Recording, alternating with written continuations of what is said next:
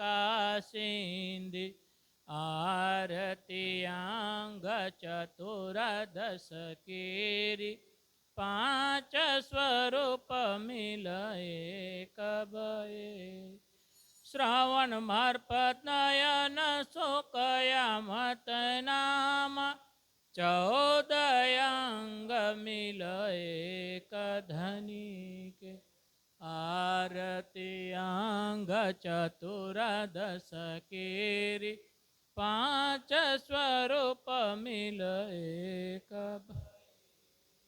श्री सुंदर श्री इंद्रावती जीवन प्रेम सखी बलि बलि चरण की आरती अंग चतुर्दश केरी पांच स्वरूप मिल एक भयेरी।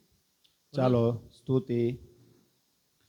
પ્રથમ લાગુ દો ચરણ કો ધનિય ન છોડાયો છીન લાંક તલી લાલ એડિયા મેરે જીવ કે એહી જીવન મેરે जीव के एही जीवन इन पावतले पड़ी रहूं धनी नजर खोलो बातून पलन बालूं निरखूं नेत्रे मेरे जीव के एही जीवन मेरे जीव के एही जीवन कदमो लागू करू से जदा पकड़ के दो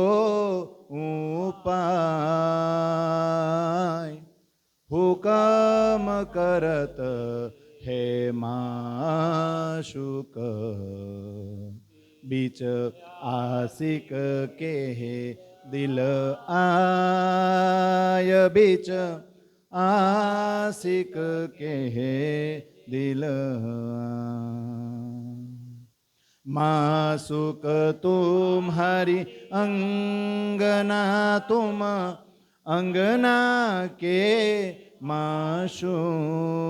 माशुक ए हुक्मे इलम दृढ़ किया अजू रूह क्यों न होत टूक टूक अजू रूह क्यों न होत टूक टूक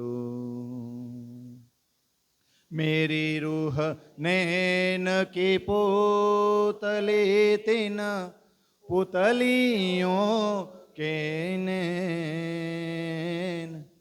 तीन नैनों में राखू मासुक को ज्यों मेरी रूह पावे सुख चैन जो मेरी रूह पावे सुख चैन तुम आए सब आया दुख गया सब दूर कहे महामत ए सुख क्यों कहूँ जो उदिया मूल अंकुर जो उदिया मूल अंकुर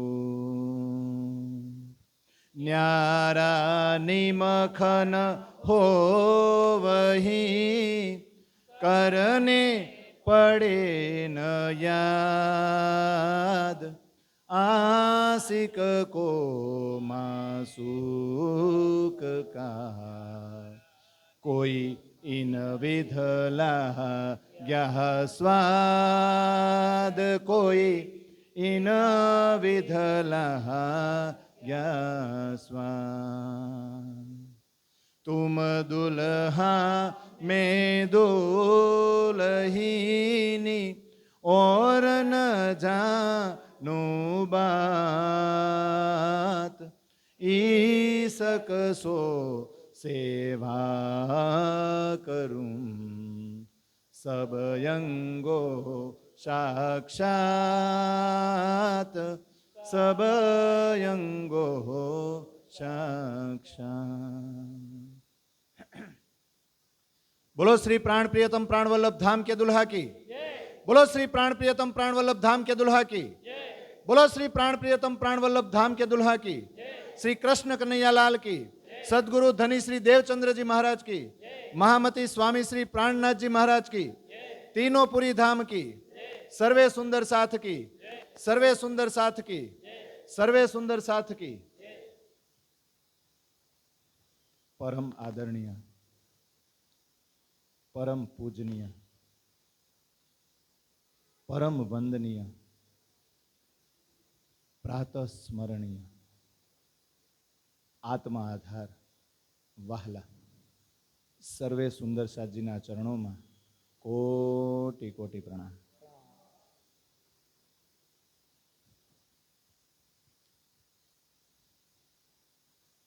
आ बाजू वाળાનો વારો છે કા હે ને? બીજા રાઉન્ડમાં ચોપાય ને એટલે એ તો કહું છું, એ તો પછી, પણ આ બાજુ વાળાને છે ને એમ કહું છું, એ મને ખબર જ છે ગાવાનું છે, પણ શાંતિ રાખો. આ બાજુ અને બીજી 8 ચોપાય ને એટલે 9 થી 16 હો, એટલે હું પેલા એટલે કહી દઉં છું કે સંખ્યા ઓછી છે ને બધાને બોલવાની છે. આ બાજુ એમ છે ને આ બાજુ એમ છે, એટલે તૈયાર રહેજો એટલે કહું છું. પેલા હાલો 4 ચોપાઈ ગાઓ પછી. પેગંબર તીર્થકાર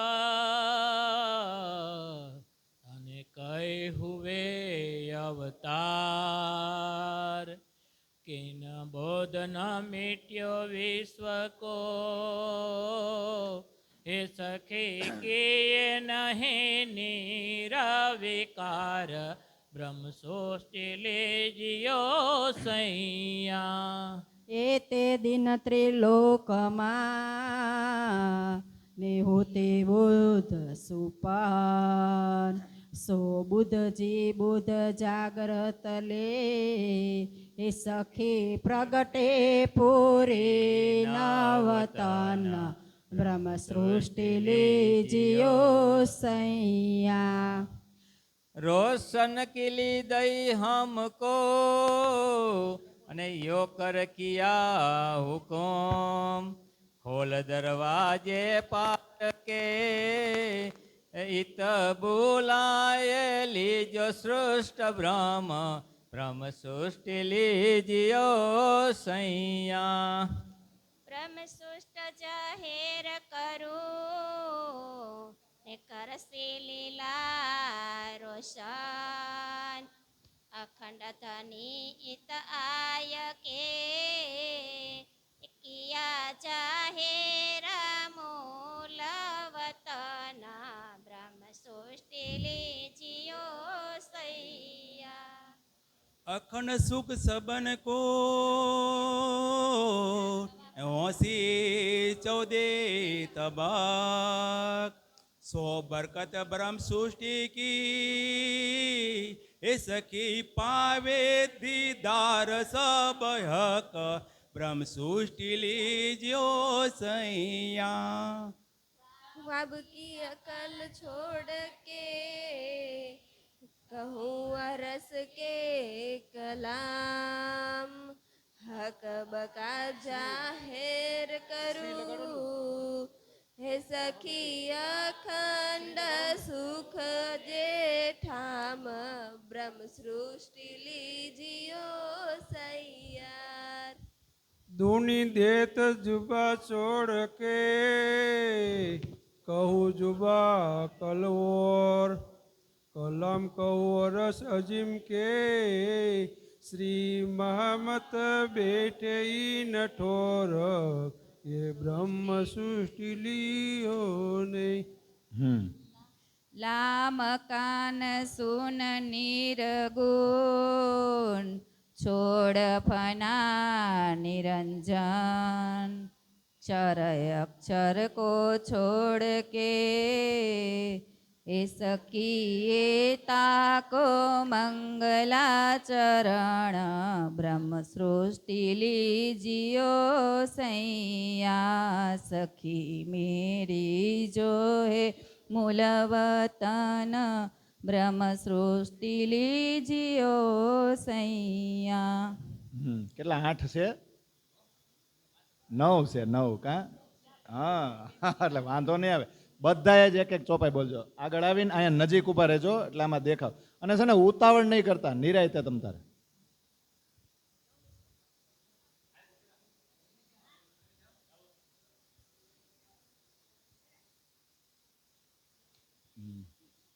घर में खटपट रहे मन में रहे वैराग दूनी से वेर रहे उन्हें देखे लगे आग. આ બાજુ નજીક આવતા રહ્યો. कबलो कासा कुटेंगा कबलो एरन हथेड़ा कबलो घर में बैठेंगे सिर पर आई कयामत रोशन रोशन। सिर पर आई कयामत रोशन. सुरता આ બાજુ આવતા રહ્યો નિરાયતે. બસ सुरता की राखिए मोल मिलावे माय श्याम श्यामाजी साथ जी तले भूम बैठे जाए. એમ તમ તાર થોડુંક નજીક રાખો પણ હાવ નજીક નહીં રાખવાનું. ए मूल मिलावा अपना नजर दीजे हित पलक ना पीछे फेरिए जो ईसक अंग उपजत जो ईसक अंग उपजत. નજીક ઉભા રહેજો એટલે આમ દેખાય. હાલો. ईसक खेल हासी हक ईसक फरामोश मोमिन इसके रसूल होए आई या वास्ते ईसक न पाया किन. ચાલો.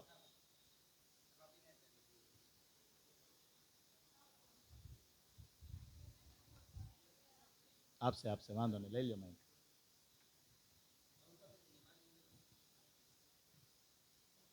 ईसक फुरमा न आया वास्ते ईसक न खुलिया किन वास्ते ईसक के गैब हुआ इसके खुले न खुदा बिन. प्रणाम.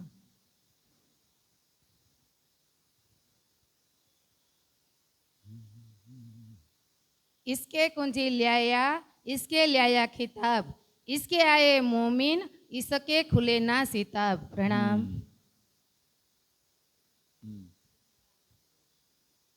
બસ હાલો. बानी उसके उपजी उसके पड़ी पुकार ए रूहे भी वास्ते ईसक के हाय हाय हुआ ना खबरदार. હજી એક બાકી છે. પૂરી થઈ ગઈ? મોટે બોલવી છે? હાલો એમને બોલવી છે, બોલી લ્યો હાલો. હા બોલો બોલો, વાંધો નહીં બોલો. અરે પણ એમને વાંચીને બોલો, વાંધો નહીં.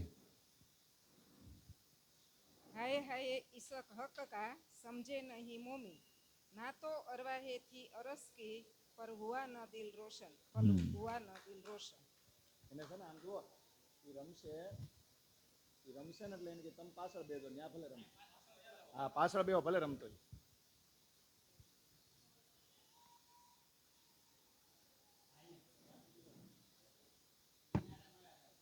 13મી ને 14મી ચોપાઈ આપણે લીધી હતી અર્થમાં. કા 15મી બોલો તો એમાં 15 નંબર આપ્યો છે ને.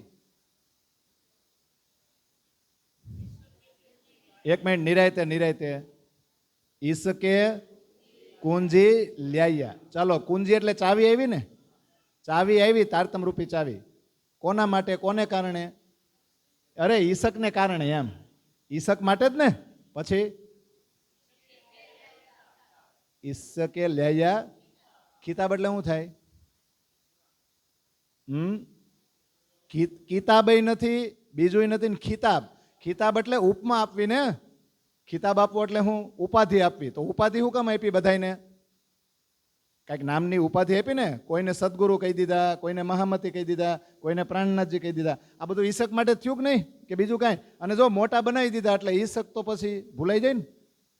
એ પોતે મોટા બની ગયા એટલે બધા એને પગે લાગે ને.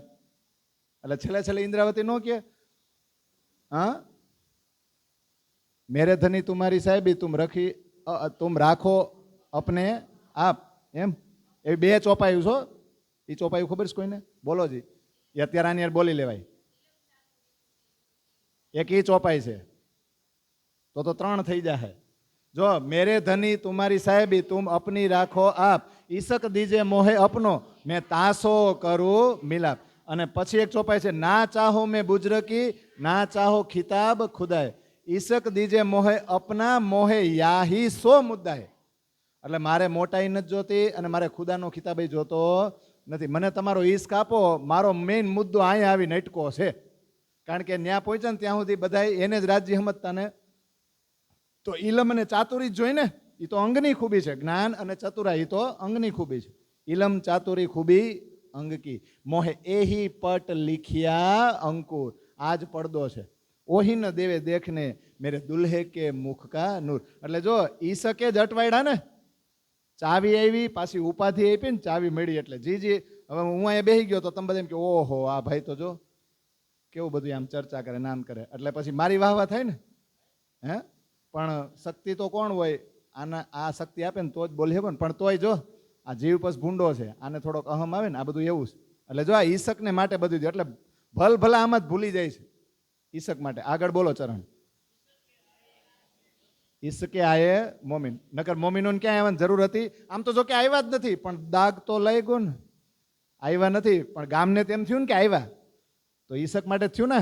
જોયો ખેલ. બોલો. ઈસકે ખુલે સીતાબ એટલે જલ્દી, ઉતાવળે. ઉતાવળે આ ખુલે છે રહસ્યો. ઈસકે ખુલે ન સીતાબ. સીતાબ એટલે આપણને એમ થાય જલ્દી આપણે કંઠી બંધવી લીધી છે ને, મંત્ર લઈ લીધો છે ને, આ બધું જલ્દી આપણને આવડી જાય. આવડે છે જલ્દી આવડે તો ઈસકની કિંમત થાય. એટલે કેવા અટવાયડા છે ને. અટવાયડા છે કે નહીં? અને જાયગા પછી હોતા ને અટવાડ એટલે આપણને આપણી ઉપર જ હસવું આવે. નથી આવતું? એટલે એમ ખુલતું નથી. ધીમે ધીમે રાજ્ય સંપર્ક વધતો જાય ને પછી ચોપાયું ખુલે. જો આપણે ગઈકાલે પ્રશ્ન કર્યો કે ભાઈ પતંગિયાનું ઉદાહરણ શેમાં છે, આપણને કેમ ખબર નથી? ખબર? કારણ કે આપણે ભલે તારતમ લઈ લીધો પણ હજી ઓલો જીવ ભાવ છે ને એ નથી ગયો. આપણે આત્મને પરાત્મ ભાવથી આપણી વાણી સાથે વાતું કરતા નથી. આપણે જે ઉપરથી પેલી વ્યવસ્થા ગોઠવી દીધી છે ને એ પ્રમાણે જે મગજમાં છે, પારાયણમાં જવું આમ કરવું, આમાં જવું આમ કરવું, ઉત્સવ હોય તો આમ કરવું, એ જાતું નથી. પ્રાઇમરી છે પણ આપણે પછી 12મા ધોરણમાં જવું તો પડે ને. એ આપણે પોતાને મહેનત કરવી પડે ને આગળની એક્ઝામમાં પાસ થવા. એ નથી થતું ને એટલે એમ જલ્દી ખુલે નહીં. જલ્દી ખુલી જાય તરત જ તો પછી પાછા આપણે જડ દઈને આસી કઈ સાબિત થઈ જાય ને. એટલે ઈસકને માટે આ બધું કર્યું. બોલો આગળની ચોપાઈજી બોલો. કઈ બાની ઈસકે એટલે કઈ વાણી એટલે આમાં વાણી છે ઈ. અરે ઈસક રબત થયો એટલે તો અહીંયા મોકલા ને, એટલે તો બંધ બાંધ્યા ને, એટલે તો શાસ્ત્રો ને માયા ને બધું આવ્યું કે નહીં? તો અલગ અલગ કેટલી વાણી આવી. વેદો, શાસ્ત્રો, પછી ઉપનિષદો, પુરાણો, કતેબ ગ્રંથો, પછી ઋષિ મુનિઓની, પેગંબરોની વાણી. આ બધું કરીને આપણે અટવાણા કે નહીં? પણ આ કોને માટે અટવાયડા? રાજ્ય. એટલે પહેલું ચરણ તમે વાંચ્યું ને અત્યારે ઈ. પછી આગળ કઈ ઈસકે વિચાર કરો. બધાએ ઈસક માટે પુકાર કરીને કીધું ને, તો કેટલી પુકારો થાય જ છે ને, પણ કોઈ પરમાત્માને ઓળખી શકે છે ને? ઓલું એ બાની ગરજત માં જ સંસાર ખોજ મિટાવે અંધાર. એ આમ જ આ વાણી ગરજે છે, એમ બીજી વાણી નથી ગરજતી. બોલો આગળ. એ રૂહે પછી હું બોલ્યા એ રૂહે ભી વાસ્તે ઈસક કે. એટલે આ રૂહો ને કઈ રૂહો? આપણે બધા રૂહો કે પછી આઈની જે રૂહો છે એ ત્યાંથી? આમ તો જો આપણી ઉપર દાગ જ લાગ્યો છે ને કે અરવાહે અહીંયા આવી, એ રૂહ અહીંયા આવી. પણ આવ્યા છીએ આપણે જોવે છે. એટલે રૂહ શબ્દ આપ્યો ને એ ઈસક માટે જ આપ્યો. બોલો આગળ. હાય હુયા કે કિયા? હા, હાય હુયા ન ખબરદાર. આપણે સાવધાન થયા. જાયગા પછી હાય કરી છે. કેટલા વર્ષો વયા ગયા અને અત્યારે પાછા આપણે પશ્ચાતાપ કરીને તોય નથી જાગતા હો. અત્યારે આમ એમ થાય ને ઓ હોય હવે આમાં દય સુધી હવે સમજ પડે છે, પણ એ થોડીક વાર વળી પાછા માયાવી કામમાં લાગી જાય ને એટલે હાય ક્યાંય ગયું ને. એ પશ્ચાતાપ ને એટલે જે વિરહ કરી છે ને, વિરહ એને ન કહેવાય. વિરહ તો આમ થવો જોઈએ કે વિરહ થયા પછી તમે આને મૂકો નહીં, છોડી ન શકો. એને કહેવાય કે હાય હાય હુયા ન ખબરદાર. એ ઇન્દ્રાવતી છે ને, એ પશ્ચાતાપ કરે છે. એવી રૂહ હોય એને થાય. આ ચોપાયું એ શીખવાડે છે કે આપણે ખબરદાર થવું જોઈએ, સાવધાન થવું જોઈએ. અને આ ખિલવતની વાતું છે. ક્યાંની? તો ખિલવતની અંદર બધું આપી દીધું છે. જો ખિલવત ગ્રંથની ચર્ચા કરવામાં આવે ને તો લગભગ બધું આવી જાય. પણ સારું છે હું કેવી વાતું છે. એટલે ગઈકાલે ચર્ચા કરી હતી ને કે દેવચંદ્રજી જોશમાં ચર્ચા કરતા. દેવચંદ્રજીનું ટાર્ગેટ એક જ હતું, વધારેમાં વધારે સુંદરસા થાવે અને ઝડપથી જાગી જાય. પણ આજે આપણે ચોપાયું ને, ના ના ના ઈસકે ખુલે ન સિતાબ. હજી આવતા વેદ બધા જાગી જાય અને બધું મૂકી દે તો આશિક સાબિત થઈ જાય. હજી તો એને ભેળવવાના બરાબર. તારતમ આપ્યા પછી પણ ભેળવા હે, પછી પણ છેત્ર જાય તો જ હાંસીનો ખેલ કહેવાય ને. જ્યાં સુધી હાવ ખબર નહોતી ત્યાં સુધી તો ભેળવાતા હતા ને, ત્યાં સુધી તો સંસારમાં ભેળાતા, ત્યાં સુધી હાંસી ન કરી શક્યો. આ બધું આવ્યા પછી, ઓળખાણ થયા પછી તમે સંસારમાં બહાર ન નીકળી શકો ને તો હાંસી થાય. એટલે દેવચંદ્રજીને તો બહુ ઉતાવળ છે કે હું જાગી ગયા, આ બધા જાગી જાય, પણ કોઈ જાગે નહીં. લીલા જ કેવી હતી? સવારનો મીઠો તડકો હોય ને, એટલે દેવચંદ્રજીના સાનિધ્યમાં જે જાતા એને લાભ મળતો, બીજા કોઈ મળતો? પોતપોતાની અંકુરિત આત્મા પ્રમાણે બધાને સુખ મળતું ને. એટલે ગઈકાલે ચોપાઈ પણ એક સરસ કીધી હતી. એ ખાસ ત્યારે હું ત્રીજું ચરણમાં આમ તેમ કરતો હતો, કારણ કે કાલ મેં છે ને પહેલી વાર જ વાંચી હતી. આજ થોડુંક ડિટેલમાં, આપણે સમય છે એટલે 2 મિનિટ સમજાવી દો. જોલો મુતલક ઇલમ ન આખરી તોલો ક્યાં કરે ખાસ ઉમ્મત પહેચાન કરની મુતલક જો ગેબ હક ખિલવત. જોલો મુતલક, મુતલક એટલે પૂર્ણ અને જોલો એટલે જ્યાં સુધી. ઇલમના આખરી એટલે જ્યાં સુધી આખરી પૂર્ણ જ્ઞાન ન આવે તોલો ક્યાં કરે ખાસ ઉમ્મત. ભલે ને બ્રહ્મ સૃષ્ટિ હોય ને, ભલે ને બ્રહ્મ સૃષ્ટિ આવી હોય, એ પણ કાંઈ કરી શકશે નહીં જ્યાં સુધી પૂર્ણ જ્ઞાન ન આવે અને પૂર્ણ જ્ઞાન મેળવી ન લે ને ત્યાં સુધી. પહેચાન કરની મુતલક, આપણે ઓળખાણ કરવાની છે પણ પૂરેપૂરી ઓળખાણ કરવા અહીંયા આવ્યા છીએ. એટલે આ શું કહેવા માંગે છે ખબર? આપણને અહીંયા 25 પક્ષની નહોતી ખબર, આપણને અહીંયા 25 પક્ષની નહોતી ખબર. અરે આઈ નથી પાડતા લે. 25 પક્ષમાં ફરવા નહોતા જતા, આપણને આમ માણેક પહાડમાં જતા તો આપણને નહોતી ખબર આનું નામ માણેક પહાડ છે, આનું નામ પુખરાજ પહાડ છે, આ હોચકોસા તળાવ છે, આ ફૂલબાગ નૂરબાગ. નહોતી ખબર? હતી ને, બધી ખબર હતી ને. એ સાહેબી છે ને આપણી શું છે? રાજ્ય દિલમાં શું લઈ લીધું? ઈશ્ક અને સાહેબી. મારી પાતશાહી બતાવે, પણ પાતશાહી તો એને પોતાએ નક્કી શું કામ કર્યું કે એ પાતશાહીમાં પડી રહે ને બધી સખીઓ. એટલે મારા દિલની વાત જાણવા એને હું તકલીફ પડે એમ. મારા દિલની વાત તો એ કોઈ દી જાણી ન કરે, મારા દિલમાં તો પ્રવેશ કરવાની ટ્રાય જ નહીં કરે. એ ન્યા જાય ને તો 25 પક્ષમાં જ ફરશે. ઓહો કેવી મજા આવે કાં. ન્યા તો ફરતા હતા, ન્યા એ આપણી હારે જ રહેતા હતા, અષ્ટપ્રહરની લીલાઈ કરતા હતા. જે હકીકત દેખાય છે ને એની તો આપણને બધાને ખબર જ હતી. હા, દુનિયા માટે દ્વાર નહોતા ખુલ્યા. અષ્ટપ્રહરની લીલા 25 પક્ષ એ જાહેર થયું નહોતું ને પરમધામ. એટલે હકીકત દુનિયા માટે છે, પણ આપણે તો મારફત જાણવા આવ્યા છીએ. આપણને રાજજી શ્યામાજી સામે નહોતા દેખાતા? દેખાતા હતા કે નહીં? એનો શિંગાર નહોતા જોતા? આપણે એની હાટું ઝઘડો કર્યો છે? તમે શિંગાર નથી બતાવતા, એક આયરા જ પહેર્યો છે પણ અમને દેખાતો નથી, વીટીયું અરખી નથી બતાવતા, એનો ઝઘડો કર્યો છે? અરે એ તો એકબીજાને શિંગાર કરાવતા ને બધું કરાવતા, બધું જ એનો ઝઘડો નથી કર્યો.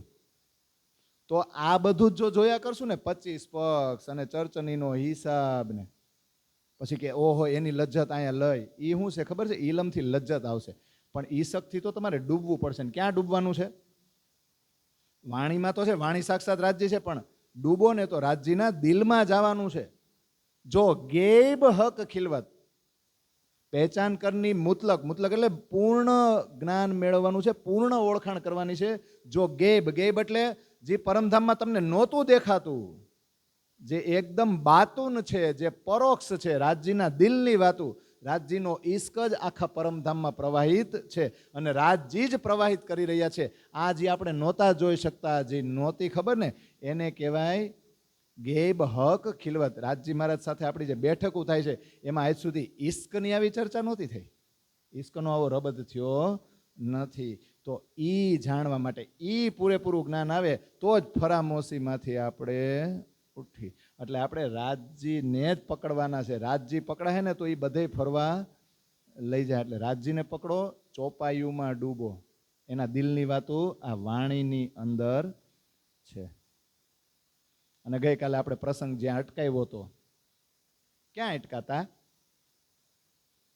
છેલ્લી 5 મિનિટમાં આપણે પછી કહી દીધું ક્યાં અટકાતા? એટલું તો હું પૂછી શકું કે નહીં? બોલો.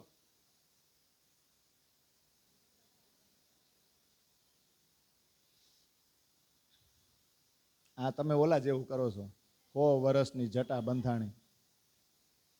સમજાય છે? 100 વર્ષની જટા બંધાણી. આખી જિંદગી કર્મકાંડમાં રહ્યા, પછી કર્મકાંડમાંથી છૂટવા જાઓ તો એ છૂટે? તમે ઘરે મહેનત તો કરો. તમને મેં કીધું છે કે તમે ઘરે વિતક વાંચો. જેટલી ચર્ચા અહીંયા થાય છે ને, કાં આજ વાંચી ના આવો ને કાં આવતીકાલે વાંચો કે ગઈકાલે ક્યાં પહોંચ્યા હતા. એ તમે વાંચશો ને તો જ તમને વિતકનો રસ પીવા મળશે. બાકી આ કાન સાંભળશે, તાળિયું પાડશે, આ ચામડી સુધી રહી જાય. અને માયાનો કાટ જેવા બહાર નીકળી છે ને, આખો દી એનો કાટ લાગે છે ને, એટલે યાદ નથી આવતું આ કે કાલ ક્યાં પહોંચ્યા હતા.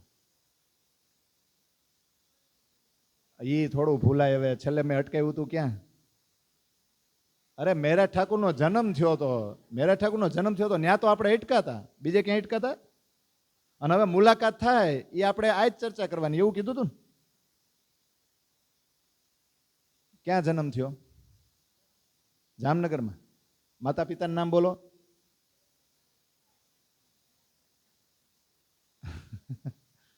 નથી બોલવું ને? મેં કાલે કહી દીધું કાં, 5 ભાઈના નામ ને બધું. દેવચંદ્રજીનું ઘર છે એને આજે આપણે કયા નામે ઓળખી છીએ? શ્રી રાજ મંદિર. પછી ગાંગજીભાઈનું ઘર છે એને શ્રી ચાકલા મંદિર. અને હવે મહેરાજ જ્યાં જન્મા છે એ શ્રી મેળી મંદિર છે. અને જ્યાં ભાગવત સાંભળતા દેવચંદ્રજી એ શ્યામજી મંદિર. અને હવે જ્યાં ચર્ચા કરવા માંડ્યા, 9 વર્ષ ગાંગજીભાઈની ઘરે હતા અને આજે કોતવાલને ચુગલી થઈ ને પછી દેવચંદ્રજીને એમ થયું કે સાલા બહારવાળા બધા આવું જ વિચારે છે આપણી વિશે. એક કામ કરી કે રોડ ઉપર જ બેસી જાય અને આવતા જતા બધાય ભલે ને જોવે કે અમે હું કરીશી. એટલે ગાંગજીભાઈ કે આપણી ઓપન જગ્યા, ઓપન પ્લોટ, એમ આપણો બગીચો પડ્યો છે, આપણે કાલથી ન્યા જેન જે જોવું હોય એ જોઈ લે. તો જો વિક્રમ સંવત 1687 કેવું સરસ મજાનું મહત્વનું વર્ષ છે કે પહેલા આવ્યા ગોવર્ધનભાઈ. આવ્યા કે નહીં? ગોવર્ધનભાઈ આવ્યા અને એને દર્શન કર્યા, બધું થયું છે. અને તરત જ આ કોતવાલ ને ચુગલીવાળો પ્રસંગ બન્યો એટલે તરત જ ગાંગજીભાઈના બગીચામાં ચર્ચાની શરૂઆત થઈ. તો વિક્રમ સંવત 1687 એવું કહેવાય કે જ્યાં નવતનપુરી ધામની સ્થાપના થઈ. એટલે આ વર્ષ યાદ રાખજો. કોણ? જો નવતનપુરીની સ્થાપના થઈ, ગોવર્ધનભાઈ આવ્યા કારતક મહિનામાં. તો ચોથા નંબરના ભાઈ મેરા ઠાકુર હવે આવશે માગસર મહિનામાં, તરત જ આવશે. આ પ્રસંગો કેવા સરસ મજાના બને છે, તમે જુઓ. પણ અત્યારે મહત્વ શેનું છે? આપણે બધા મંદિરના નામ બોલ્યા, પણ ખીજડા મંદિર કહી ને, આમ તો શ્રી 5 નવતનપુરી ધામ કહેવાય, પણ ખીજડો રોપ્યો હતો એટલે બધા ખીજડા મંદિર, ખીજડા પંથી. પણ મહત્વ કોનું વધારે? જે જાહેર જગ્યા હોય ને એનું. ઓલા તો બધા હવના ઘર હતા કે નહીં? એટલે ઘરે જે હતું ને એના મહત્વ ક્યાંય છે નહીં, પણ જે જાહેર જગ્યા આપી દીધી ને એનું મહત્વ છે. અને જાહેર જગ્યાનું જ મહત્વ રહીએ, ઘરનું ન રહીએ. આ તો ન્યાય બ્રહ્મ સૃષ્ટિ બ્રહ્માત્મા અવતરિત થઈ હતી એટલે નામ મંદિર છે એવું આપી દીધું. બાકી છે તો હું, કારણ કે એના ઘરમાં કઈ બધા પ્રણામી થોડા હતા હવે, જેમ આપણા ઘરમાં નથી. છે બધાય કે હોય તોય કંઠી બાંધેલો જોયો. તમે એમ નહીં સમજતા કે તમારું આખું ઘર ને આખું ગામ પ્રણામી એટલે તમે બધાય પ્રણામી. ના રે, એ તો ઉપરથી આવેલું એવું છે. બાપ દાદા આખું ગામ પ્રણામી હોય તેથી બાપ દાદાએ કંઠી બંધાવી, પછી છોકરાઓને બંધાવી. એના છોકરાઓને અહીંયા બંધાવી, સુરત આવ્યા કે અમદાવાદ ગયા, ગમે ત્યાં ગયા, એમને બંધાવેલું. એમ સોહાગીરને પ્રણામી ન થઈ જાવ. તો એમ મેરા ઠાકુરના વખતમાં એના 5 ભાઈઓ હતા, મમ્મી પપ્પા બધા હતા, બધા પ્રણામી હતા. તો જેમ એ સમય આવેલો એવું એમ અત્યારે એ જ છે ને. પણ આપણે ગર્વ લઈએ કે આમ બધા પ્રણામી. ના ના, એમ ન થવાય. પ્રણામ શબ્દ કેવો બહુ હેલો છે, પણ પ્રણામનું અનુસરણ કરવું ને એ અઘરું છે. અને એ વચ્ચે આવશે જ્યારે હરદ્વારનો પ્રસંગ આવશે ને ત્યારે એ બધું ડિટેલમાં આપણે લેશું. તો ગોવર્ધનભાઈ તો મળ્યા જ હતા ને. હવે મેરાજ ઠાકોરની ઉંમર 12 વર્ષ 2 મહિના અને 4 દિવસની હતી. લો એ બધું કહું, શાંતિ રાખો. હું તમને એમ કહું છું 4 દિવસની હતી, થાહે પછી એમ જ હોય ને. પણ યાદ રાખજો કે વિક્રમ સંવત 1687 આવી ગયું છે. તો વિક્રમ સંવત 1675 જન્મ હોય, 12 વર્ષ ન થઈ જાય ને? આમ હિસાબ કરતા જાજો એમ. એટલે 12 વર્ષ 2 મહિના અને 4 દિવસની ઉંમર હતી ને ત્યારથી ગોવર્ધનભાઈ પાછળ લાગ્યા હતા કે તમે જ્યાં જાઓ છો ચર્ચા સાંભળવા, ત્યાં મને લઈ જાઓ ને. પણ ગોવર્ધનભાઈ લઈ જતા કેમ? એ વારંવાર એમ જ કરે, વારંવાર એનો હાથ છોડાવી દે. શું કે તારે નથી આવવાનું, હજી તું નાનો છો, તને કાંઈ ખબર ન પડે. અને બીજું કે તું બહુ જીદ કરીને મારે તને લઈ જાવ, પણ દેવચંદ્રજીનો હુકમ ન થાય ને ત્યાં સુધી હું તને લઈ જઈ શકું નહીં. એટલે જો અત્યારે એમ જ એવું છે કાં ઉપરથી હુકમ આવેલો આવે છે ને, એમના હુકમ વગર એ કે તો જ લઈ જાવ. કોણ જાણે કેમ આ જીવ ભાવ ક્યાંથી આવ્યા એવું. એટલે અત્યારે એલો આવે ને, હાલો મારે આને મળવું છે, તો કે ઉભા રહ્યો પૂછી આવું શેનું. અત્યારે જ બધી શક્યું ને, ત્યારે જો સિસ્ટમ હું કામ હતી, હજી પૂરેપૂરી જાગણી લીલા શરૂ થઈ નથી. એકવાર પન્નામ પોકશે ને પછી બધાય હરખા, કોઈ નાનું મોટું નહીં, બધાય સખી ભાવવાળા. આ વિતકમાંથી આપણે આ લેવાનું છે. પણ હવે ઉંમર થઈ ગઈ કેટલી? 4 દિવસ થઈ હતી ને, 12 વર્ષ 2 મહિના ને 4 દિવસ. ત્યારથી લટકતા હતા કોની પાછળ? તો 6 દી વયા ગયા ને બીજા, એટલે 12 વર્ષ 2 મહિના અને 10 દિવસના એ થયા. ત્યારે એ 10મા દિવસે તો એણે એવો હાથ પકડ્યો કે છોડે જ નહીં ગોવર્ધનભાઈનો હાથ. મેરાજ ઠાકોર આજ તો મારે આવું છે ને ઘસડાતા જાય. છેલ્લે ગોવર્ધનભાઈ આમ છટકાવીને હાથ મૂકી દીધો. મહેરાજ પડી ગયા, રોવા માંડ્યા, તોય ગોવર્ધનભાઈને લઈ ગયા નહીં. અને પછી તો દોડતા જાણે મહેરાજથી ભાગ્યા ન હોય કે આ તો પીછો જ નથી છોડતો, આમ હાથ છટકાવીને ભાગીને દેવચંદ્રજી પાસે આવ્યા. અને દેવચંદ્રજી પાસે આવીને કે આજ તો હારે બહુ કરી મારા નાના ભાઈ. તો દેવચંદ્રજી કે શું થયું? એને કેદુનું અઠવાડિયા થયા તમને મળવા આવું છે, પણ હવે નાનું એવું બાળક છે ને તમારો હુકમ ન હોય તો કેમ લઈ આવું? ત્યાં તો દેવચંદ્રજીએ તરત જ કીધું, શું? અરે ગોવર્ધનભાઈ આટલું મોડું કરાય? ભલે નહીં બાળક હોય, એને બધી જ સમજણ આવી જશે. ધ્રુવનું ઉદાહરણ જોઈ લ્યો. કે બાળક વય હોય ને, નાની ઉંમર હોય, બાળપણ હોય, એમાં જે વસ્તુ મળે ને એ તો તરત જ ચિત્તમાં ચોંટી જાય. એટલે બાલ વયે જે જ્ઞાન મળે ને એ તો બહુ સારું. ધ્રુવને 5 વર્ષે દર્શન થયા હતા કે નહીં? તો જલ્દી મોડું કરો માં તમારા ભાઈને અહીંયા લઈ આવો. તો બોલાવી લીધા કે નહીં? કોનું મિલન થાય છે અહીંયા? જો આવીને મળશે અને પ્રણામ નહીં કરે એટલે સરસ મજાની ચોપાઈ વિતકની અંદર છે. સંવત 1687 એટલે વિક્રમ સંવત 1687 થયું ને. માગસર સુધી નવમ, આ બધું યાદ રખાય. માગસર મહિનો આવ્યો ને, પેલા કારતકમાં કોણ મળ્યું હતું?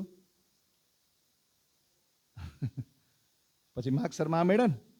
એટલે માગસર સુધી નવમ મિલાપ શ્રી દેવચંદ્રજીસો. એટલે માગસર સુદ નવમના દિવસે દેવચંદ્રજી અરે મિલાપ થયો. હુએ દાખિલ કોમ. કોમ એટલે શું થાય? અમારી નાઈતમાં આવો એમ, અમારી કોમ હે ને.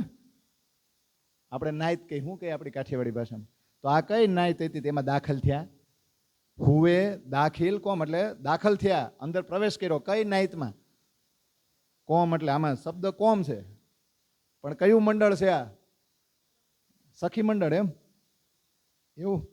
તો જો સુંદર સાતનો સમુદાય ને આ જે નાજી ફિરકા કઈ નાજી ફિરકા, એમાં એણે પ્રવેશ કર્યો. આ ખાસ બ્રહ્મ સૃષ્ટિ ઇન્દ્રાવતીની આતમ છે જે અહીંયા સુંદરબાઈને મળવા આવી કે નહીં? તો કોનું મિલન થાય છે અત્યારે બોલો? પહેલું જ આ વર્ષ યાદ રાખજો, હું વારંવાર કહું છું. ઇન્દ્રાવતી સુંદરબાઈને મળે છે, પછી મરુ રાજા છે ને એ દેવાપીને મળે છે. એટલે ઉત્તમ જીવનું ઉત્તમ જીવ સાથે મિલન છે કે નહીં? ઇન્દ્રાવતીનું સુંદરબાઈ સાથે છે કે નહીં? કલ્કી આવી ગયા અને બુધ અવતાર સાથે મિલન થાય છે કે નહીં? એ એમાં મહેંદી આવી ગયા ને રૂહલ્લા સાથે મિલન થાય છે કે નહીં, અને રાજજી આવ્યા અને શ્યામાજીને મળે છે કે નહીં, મળ્યા ને એટલે તરત જ આવીને પ્રણામ કર્યા ને ત્યાં તો દ્રષ્ટિ ખુલી જાય કે નહીં. બહુ સરસ ચોપાઈ છે, તમે વિતક વાંચજો.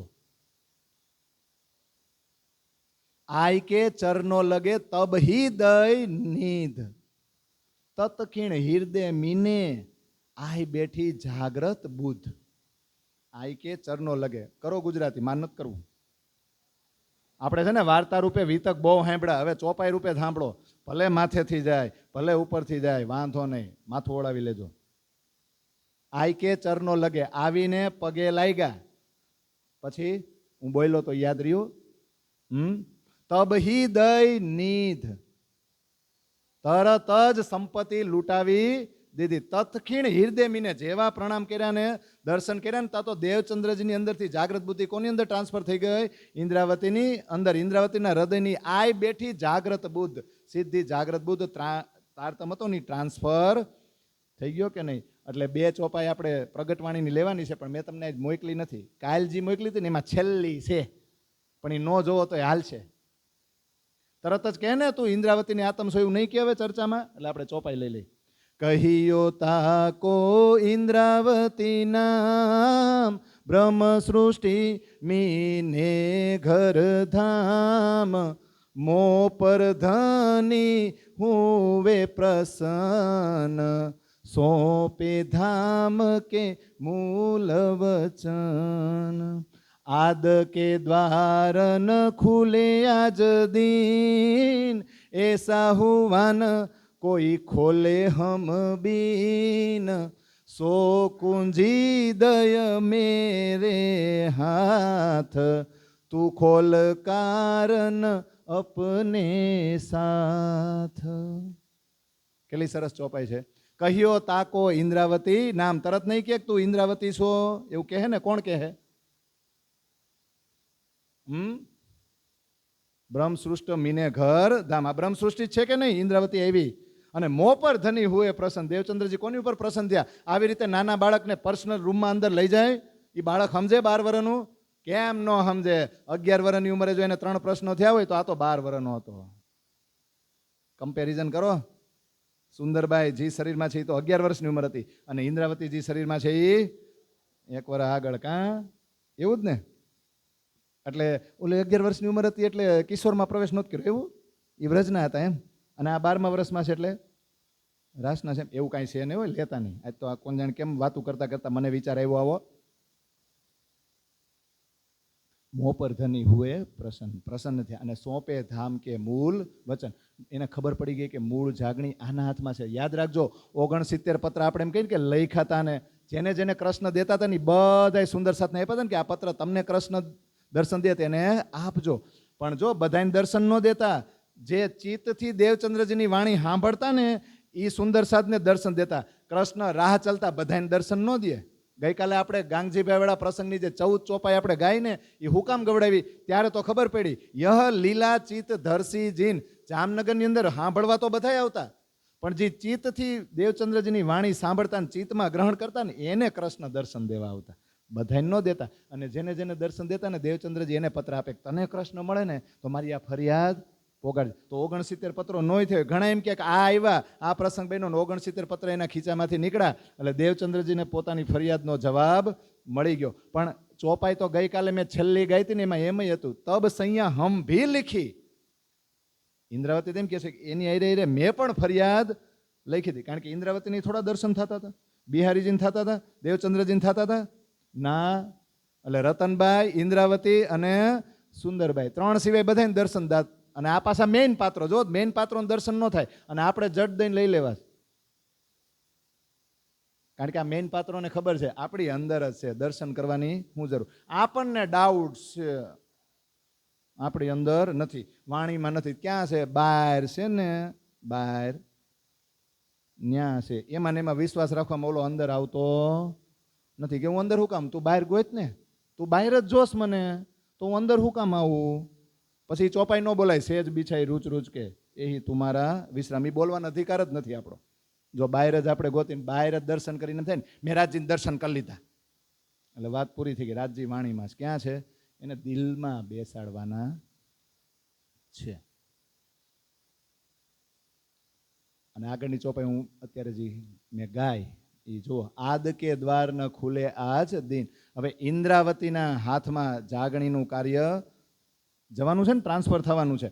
તો આદ કે દ્વાર એટલે પરમધામના દરવાજા આજ સુધી ખોઈલાતા કોઈએ, અથવા તો ખોઈલાતા કોઈનાથી ના. એસા હુઆ ન કોઈ ખોલે હમ બિન. આજ સુધી એવું કોઈથી થયું નથી અને અમારા વગર કોઈ ખોલી હગે નહીં. સો કુંજી દઈ મેરે હાથ. ચાવી કોને આપી? ઇન્દ્રાવતીને. તું ખોલ કારણ અપને સાથ. તારે દરવાજા ખોલવાના. જો દેવચંદ્રજી પાસે ચાવી જ હતી, પણ ખોલીને એક એક રૂમ, એક એક ખૂણો કોણે બતાવી દીધો? ઇન્દ્રાવતીએ. તું ખોલ કારણ અપને સાથ. તારે ખોલવાના છે. કોના માટે? આપણી સખીઓજી અહીં આવી ગઈ છે ને ભૂલી પડી ગઈ છે ને, એ જાગીને પાછો આનંદ લે કે ને, ઈથી બેઠે ઘર જાગે ધામ. એટલે તારે ખોલવાનું છે. એટલે ઘણા એમ કે છે 69 પત્ર અહીંથી નીકળ્યા, વાંધો નહીં, પણ કાલે પ્રસંગ આવશે જ્યારે પાછા મળશે ને, ઓલી 22 દિવસની લીલા થાય ને છેલ્લે, ત્યારે જેવા આવ્યા તો ત્યારે પત્રો નીકળ્યા. બાકી દેવચંદ્રજીને ખબર હતી કે આ સ્વરૂપ જે છે ને એના હાથમાં જાગણી છે. એટલે તરત જ જો આવ્યા ને એટલે બધાની ચર્ચા ચાલુ હતી ને બંધ કરી દીધી, એકાંતમાં લઈ ગયા અને તરત જ દિવ્ય જ્ઞાન આપી દીધું, દિવ્ય સંદેશ, દિવ્ય પ્રકાશ મહેરાજને સોંપી દીધો અને મહેરાજના હૃદયમાં તારતમનો પ્રકાશ ફેલાવી દીધો. અને હળવેકથી કીધું, એ છે ને આપણે બધા આવ્યા છીએ, પણ એમાં ખાસ કરી છે ને 2 જણિયું બહુ દાંત કાઢે છે ઉપર બેઠ્યું. કોણ? હવે એ બધું યાદ રહીએ કા? એ કે 2 સિરદાર શિરોમણી સખ્યું છે ને, બીજું બધું તો મેં જોઈ લીધું. જાગ્રત થઈ એટલે બધા ખેલમાં આમ તેમ ડોલે છે અને ભયંકર પરસેવો વળી ગયો છે, એટલે બીજા તો દુઃખી છે, પણ 2 જણિયું હજી ખેલ જોતા જોતા બહુ હસે છે. એટલે એને ખેલમાં બહુ મજા આવે છે. અને એ સા કુંડલ ને સકુમાર છે, એને તો તમારે જગાડીને લઈ આવવાની છે. એને જગાડ દેહો ને એટલે એનથી 2 થી વિશેષ વધારે કોઈ દાંત કાઢતું નથી. એટલે બાકી બધું દુઃખી જ છે. એની પાસે ખાલી તમે થોડીક વાર જાઓ ને ત્યાં સામેથી આવશે, પણ આ 2 છે ને એની પાસે તમે વારંવાર જાઓ ને એવું એટલે બહુ હસે છે. એને ખેલમાં બહુ મજા. તમારે એને જગાડીને પરમધામ લાવવાની છે ને ત્યારે લગભગ ખેલ પૂરો થઈ જશે. અને પછી સમજાયું, જો મહેરાજ આ દુનિયામાં છે ને 2 પ્રકારની પરંપરા છે. એક વૈદિક પરંપરા છે વેદ, અને બીજી છે કતેબ પરંપરા. એ કે વૈદિક પરંપરાનું તો મેં બહુ ઊંડું અધ્યયન કર્યું, મેં ખોજ કરી ને ત્યારે, એટલે એ બધું તો હું તમને કહી શકું. કતેબ પરંપરા જે છે એ કતેબ ગ્રંથોનું હું અધ્યયન કરવા તો ગયો, પણ ન કરી શક્યો, મારાથી થયું નહીં. પણ મને એવો વિશ્વાસ છે કે મહેરાજ કતેબ ગ્રંથો છે ને, કુરાન ને એ બધું, હુસેની તફસીર ને હદીસા અને પેગમ્બરોનું જે જ્ઞાન છે એનો અભ્યાસ તમે જરૂર કરજો, એ તમે વાંચજો, એમાં ખોજ તમે કરી શકશો. તો મહેરાજે પૂછ્યું, કેમ તમે ન કરી શક્યા? એટલે દેવચંદ્રજીએ કીધું, મારે કરવું હતું, પણ જે કટ્ટરપંથી લોકો હતા ને એમની ઈચ્છા નહોતી કે હું એનું અધ્યયન કરું. પછી દેવચંદ્રજી ધીમે ધીમે સમજાવતા જાય છે મહેરાજને કે જો મહેરાજ તમે મોટા થાવ અને જાગણી કરશો ને, એટલે બ્રહ્મ સૃષ્ટિ છે ને અલગ અલગ જાતિમાં આવી છે, અલગ અલગ ખંડ, અલગ અલગ ક્ષેત્ર, અલગ અલગ વિસ્તારમાં, અલગ અલગ વર્ણમાં, અલગ અલગ વર્ગમાં, અલગ અલગ લિંગમાં બ્રહ્મ સૃષ્ટિ આવી છે. એટલે તમે ડાયરેક્ટ એક નાઈતમાં આવી છે એમ ઓળખી નહીં શકો, એટલે કોઈ ભેદભાવ રાખતા નહીં. ત્યારે મહેરાજે સામે જ પૂછ્યું કે મુસલમાનમાં બ્રહ્મ સૃષ્ટિ આવી છે? એ કે હા. એ કે મારા સમયમાં હું અત્યારે ચર્ચા કરું છું ને તો એક ખોજીબાઈ હતા ને, એની અંદર મને એવું દેખાણું બ્રહ્મ સૃષ્ટિ છે, એમાં રહીબાઈની વાસના છે, મેં એને તારતમ આપ્યો હતો. પણ અત્યારે એટલું સરસ મજાનું દેવચંદ્રજીએ મહેરાજને સમજાવી દીધું કે તમે ભવિષ્યમાં જ્યારે કોઈને તારતમ આપો અને જાગણી કરો ને, ત્યારે કોઈ પણ જ્ઞાતિ, કોઈ પણ વર્ગ કે કોઈ પણ લિંગનો ભેદભાવ રાખ્યા વગર તમે જાગણી કરજો ને તારતમ આપજો, જરાય ભેદભાવ રાખશો નહીં. આવી સરસ મજાની પર્સનલ મુલાકાત કરી એટલે મહેરાજ ઠાકુરને કેવો આનંદ થાય અને ગોવર્ધનભાઈને આનંદ થયો. ખોટો નહોતો લાવતો, આ 6 દી કાઢ નાખ્યા. આટલા મારા કરતાં અંગત, આના પર્સનલ તો મારા ભાઈ બની ગયા.